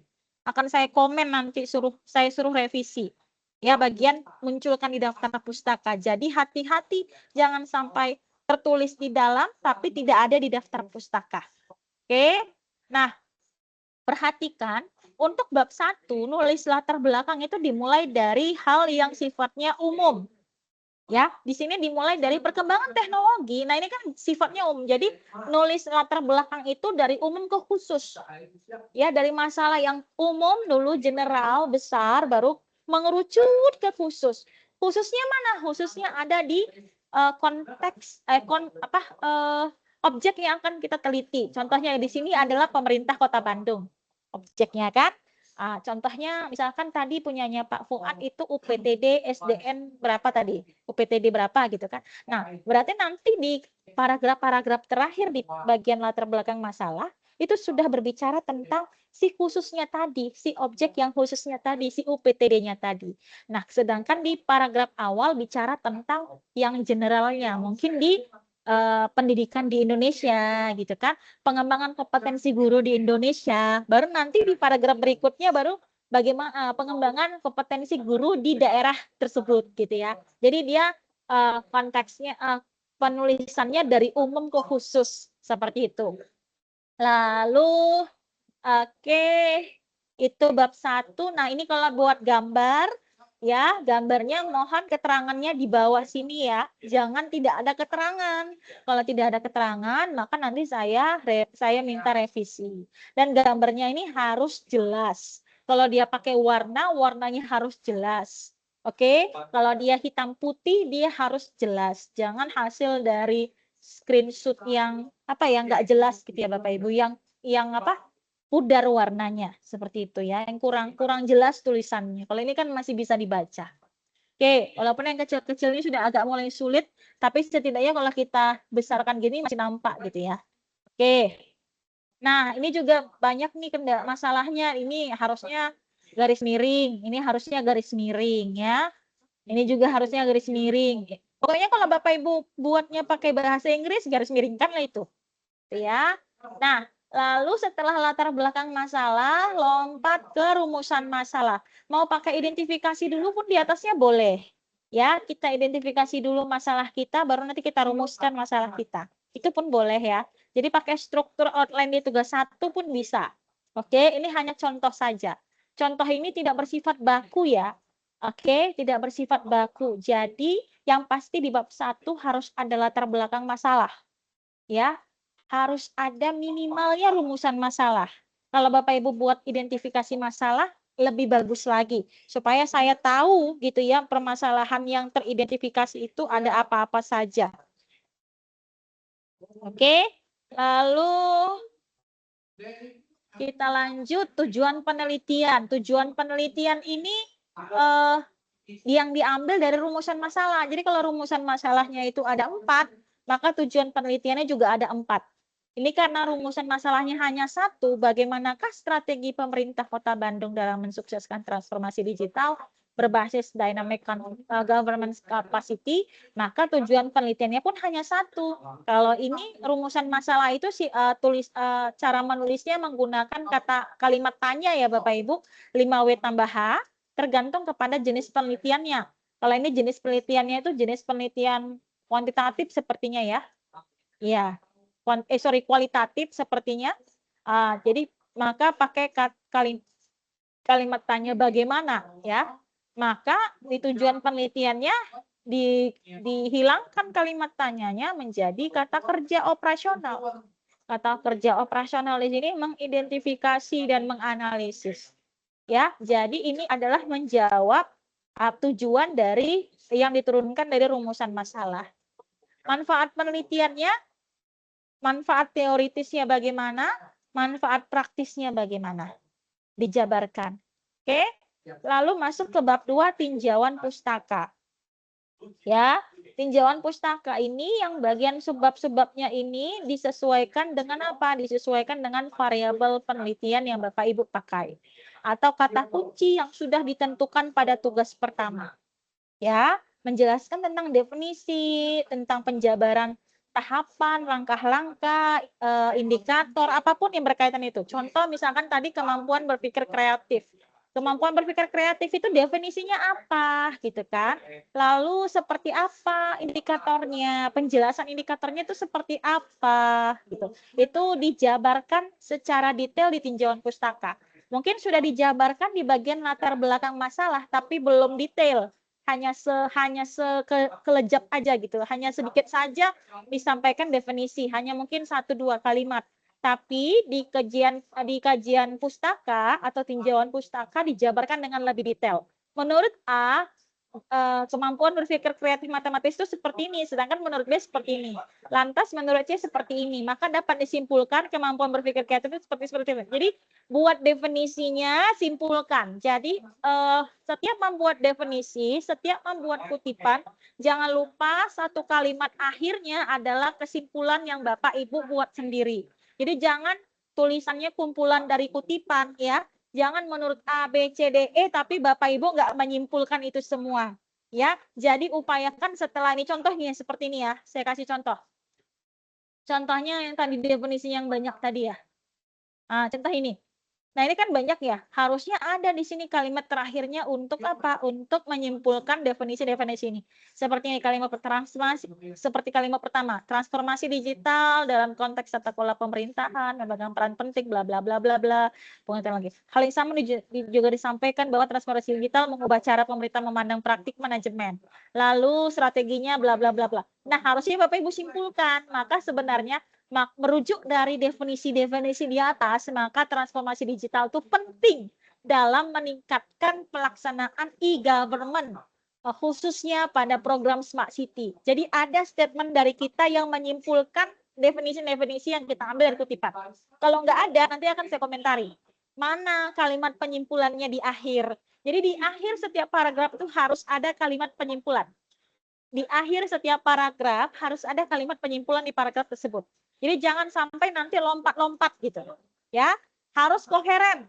Seperti ini kan, bicara tentang teknologi digital, di sini disampaikan lagi teknologi digital yang dimaksud seperti apa. Di sini disampaikan tentang program Smart City di ujung. Nah, di sini dijabarkan di awal paragraf berikutnya dijabarkan Smart City itu seperti apa. Ini di akhir bicara tentang si pedasi, maka nanti di paragraf awal kalimat awal paragraf berikutnya tentang si pedasi. Nah, itu yang dikatakan sebagai koherensi antar paragraf. Jangan sampai paragraf 1 ngomongin apa, paragraf 2 loncat kemana. Nggak ada kaitannya dengan paragraf pertama. Oke, jadi harus dipastikan koherensinya dan harus dipastikan setiap paragraf, setiap akhir paragraf ada satu kalimat minimal untuk menyimpulkan satu paragraf tadi dengan bahasa Bapak Ibu sendiri. Ya, bukan dari bahasa kutipan tapi dengan bahasa Bapak Ibu sendiri. Itu namanya kalimat simpulan. Menyimpulkan dari definisi-definisi kutipan-kutipan yang kita ambil dari referensi. Ya. Oke, lanjut. Kita masuk di ini bab 2 ya. Bab 2 ini definisi kutipan yang sifatnya sesuai dengan variabel kita masing-masing. Pasti berbeda-beda. Oke, di bab 2. Lalu di bab 3 ada metode penelitian. Nah, metode penelitiannya jenisnya apa? Kalau Bapak Ibu pakai kuantitatif, jabarkan kuantitatif yang pakai jenis apa?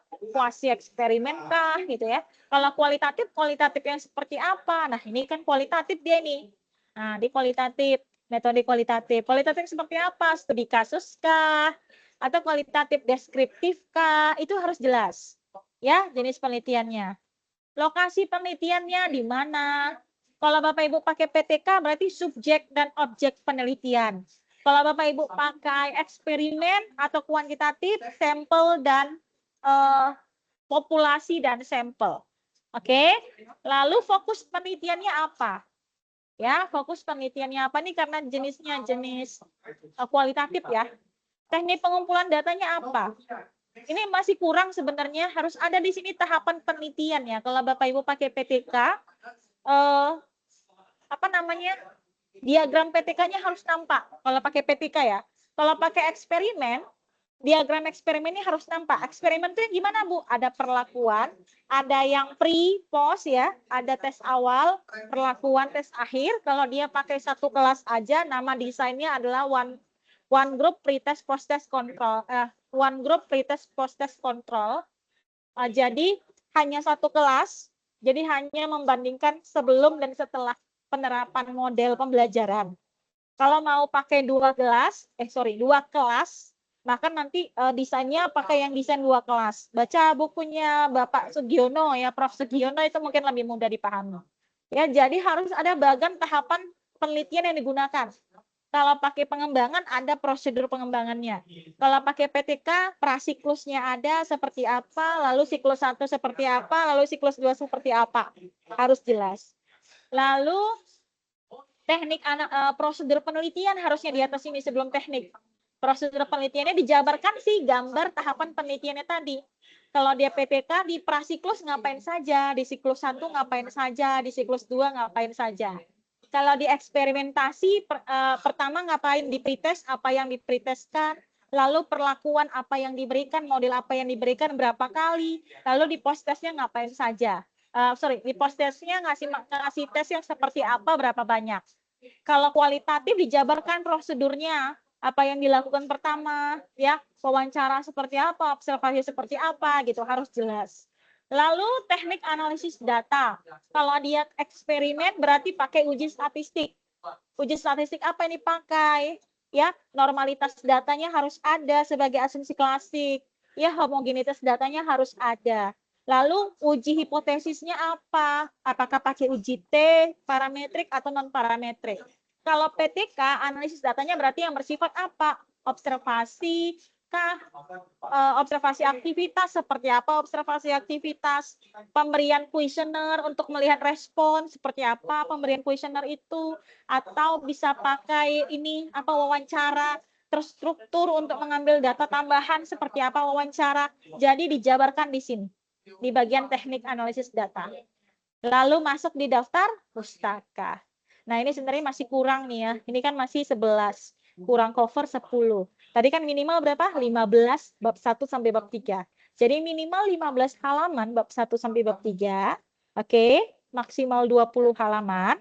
Jadi kalau sudah 20 halaman tambah 1 cover dan 1 daftar pustaka. 1 halaman daftar pustaka, 1 halaman cover, seperti itu.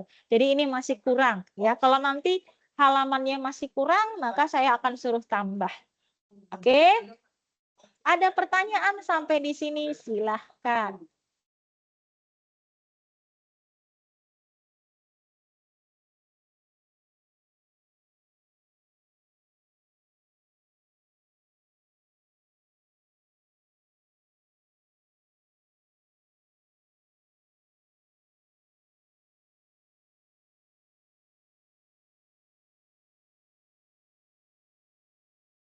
Ada pertanyaan? Sudah dipahami strukturnya? Contoh struktur menyusun proposal penelitiannya sudah dipahami? Jadi mulai dari cover, ya, bab 1, bab 2, bab 3, daftar pustaka. Bab 1, bab 2, bab 3, dia harus minimal 15 halaman. Oke, cover sendiri. Tidak terhitung dari 15 halaman ya, cover dan juga daftar pustaka. Jenis fontnya, oh ya sebentar. Saya tadi lupa menunjukkan gimana yang 1,5 spasi gitu ya. Bagaimana membuat margin 2,5, 2,5. Nah, ini di akhir nih ya. Sebentar. Kita ini ya, kita test drive dulu. Nanti ada pertanyaan, Bu, gimana Bu spasi 1,5 gitu ya. Oke. Nah, bagaimana spasi 1,5? Sebelum spasi ya, Bapak Ibu, gimana memastikan ini A4? Ya, di blok, klik layout, nanti pilih di sini size-nya kita pilih A4. Nah, untuk memastikan marginnya sama 2,5, pilih margin, layout margin. Nah, layout margin, nah ini udah sama nih, 2,5, 2,5, 2,5, 2,5. Ya, pilih margin yang normal, jadi nggak usah diedit-edit lagi. Lalu spasi, spasinya harus 1,5. Oke. Fontnya 12, fontnya udah pas Times New Roman, ukurannya 12. Spasinya kita pilih dulu line spacing option untuk memastikan. Lalu nanti pastikan before dan afternya 00, pilih spasinya line spacingnya 1,5. Nah, jadi jangan langsung di sini ya, pilih di line spacing dulu, line spacing option, lalu pilih before dan afternya 00 ya, buat 00, lalu baru dipilih line spacingnya 1,5, baru oke kan. Buat halaman gimana Bu Rahmi? Buat halaman insert, lalu page number ya, insert page number, pastikan dia di bawah bottom of page, alignment-nya bikin di center.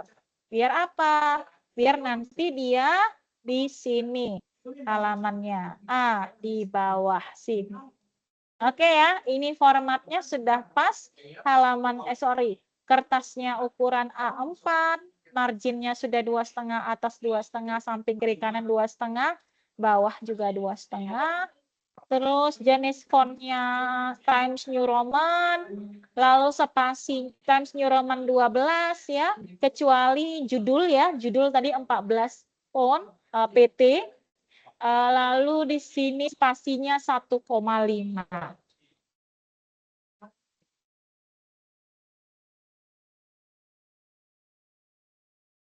Oke, itu adalah format penulisan. Ada pertanyaan lagi? Silahkan.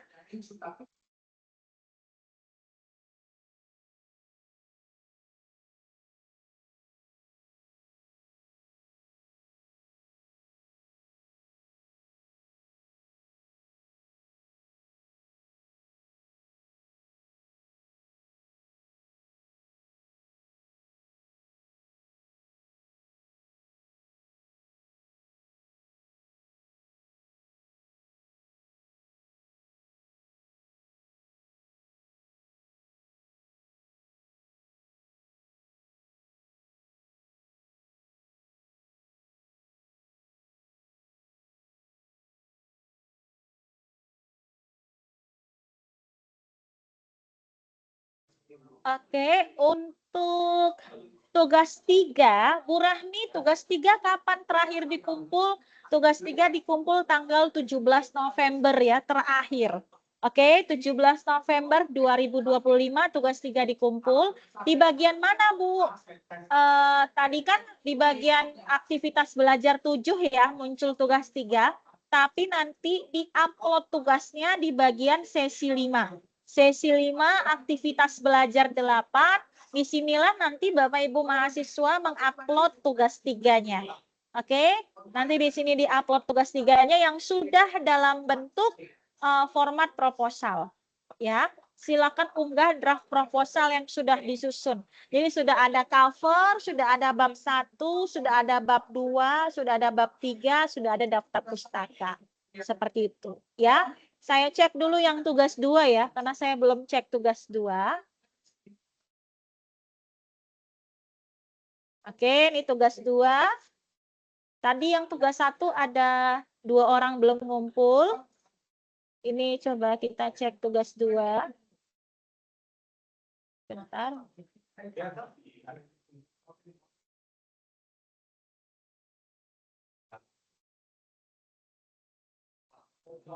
Nah, saya di ini ya. Bentar ya. Nggak bisa dicek tugas 2-nya.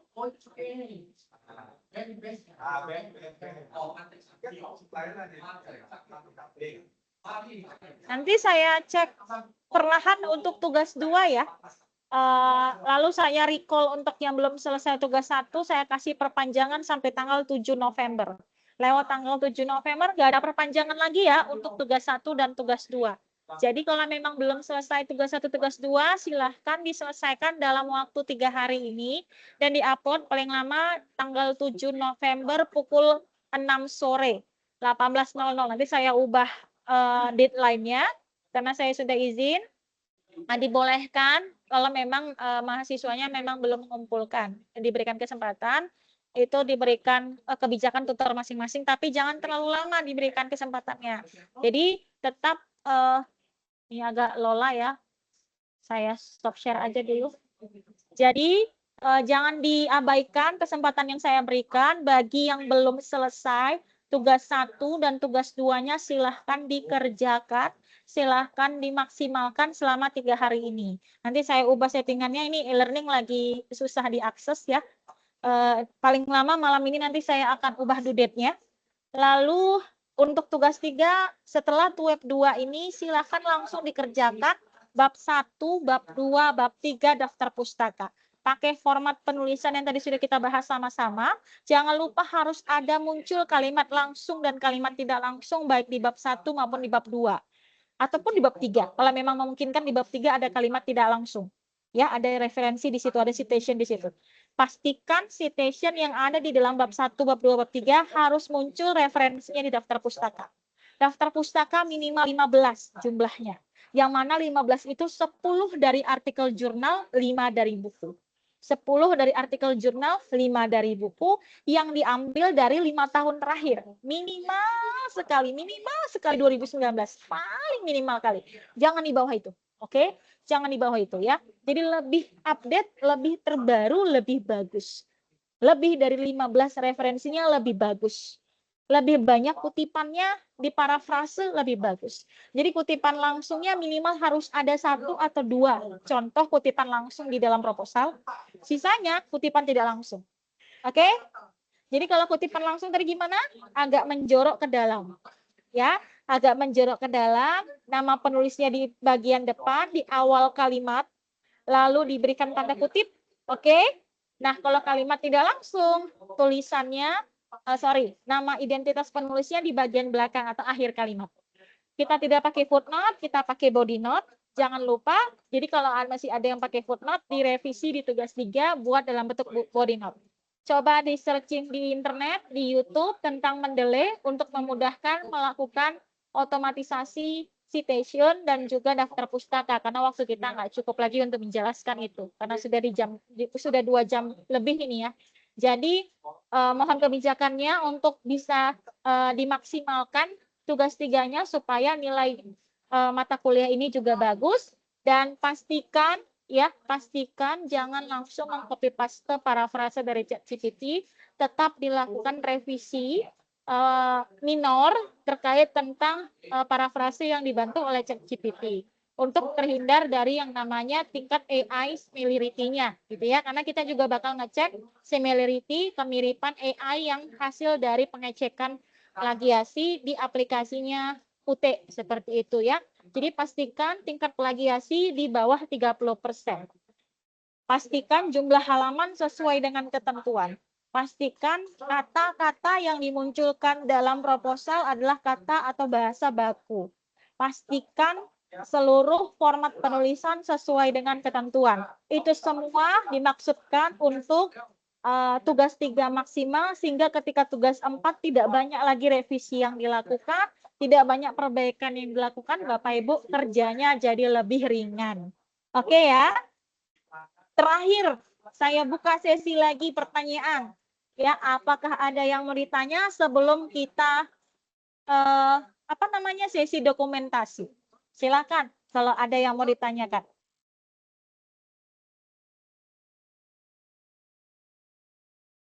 Sudah dipahamikah bagaimana cara mengerjakan tugas 3?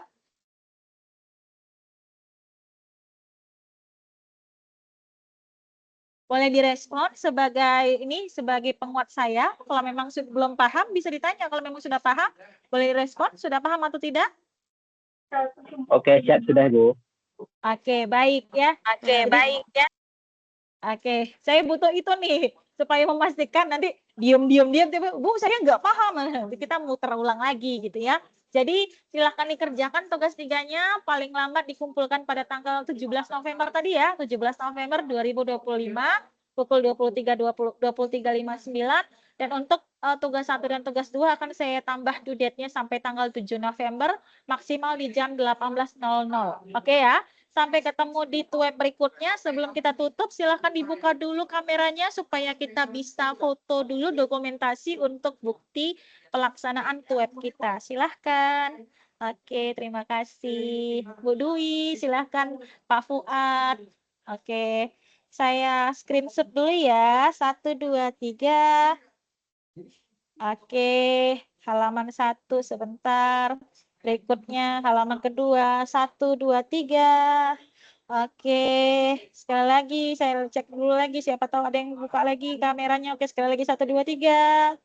Oke, terakhir. 1, 2, 3. Oke, thank you. Terima kasih banyak. Mohon maaf ya tadi banyak kendala teknis yang terjadi di web 2. Mohon maaf sekali. Sampai ketemu di web 3. Kita komunikasi lanjut di WA Group ya. Kalau ada yang mau ditanyakan, silahkan tanyakan di WA Group. Saya tunggu tugas 3 Bapak Ibu. Nanti akan saya langsung berikan komentar dan feedback untuk tugas 2. Saya akhiri web 2 kita hari ini. Sampai ketemu kembali dan tetap semangat, semoga tugas 3-nya bisa dikerjakan dengan maksimal. Saya akhiri. Assalamualaikum warahmatullahi wabarakatuh. Selamat sore, salam sejahtera untuk kita semuanya. Saya Rahmi Ramadhani undur diri dulu ya Bapak Ibu. Terima kasih. Thank you so much sudah hadir. Nanti saya absen berdasarkan ini ya Bapak Ibu ya. Berdasarkan nama yang ada di sini. Nanti saya absen sendiri. Terima kasih ya Bapak Ibu, terima kasih. Saya izin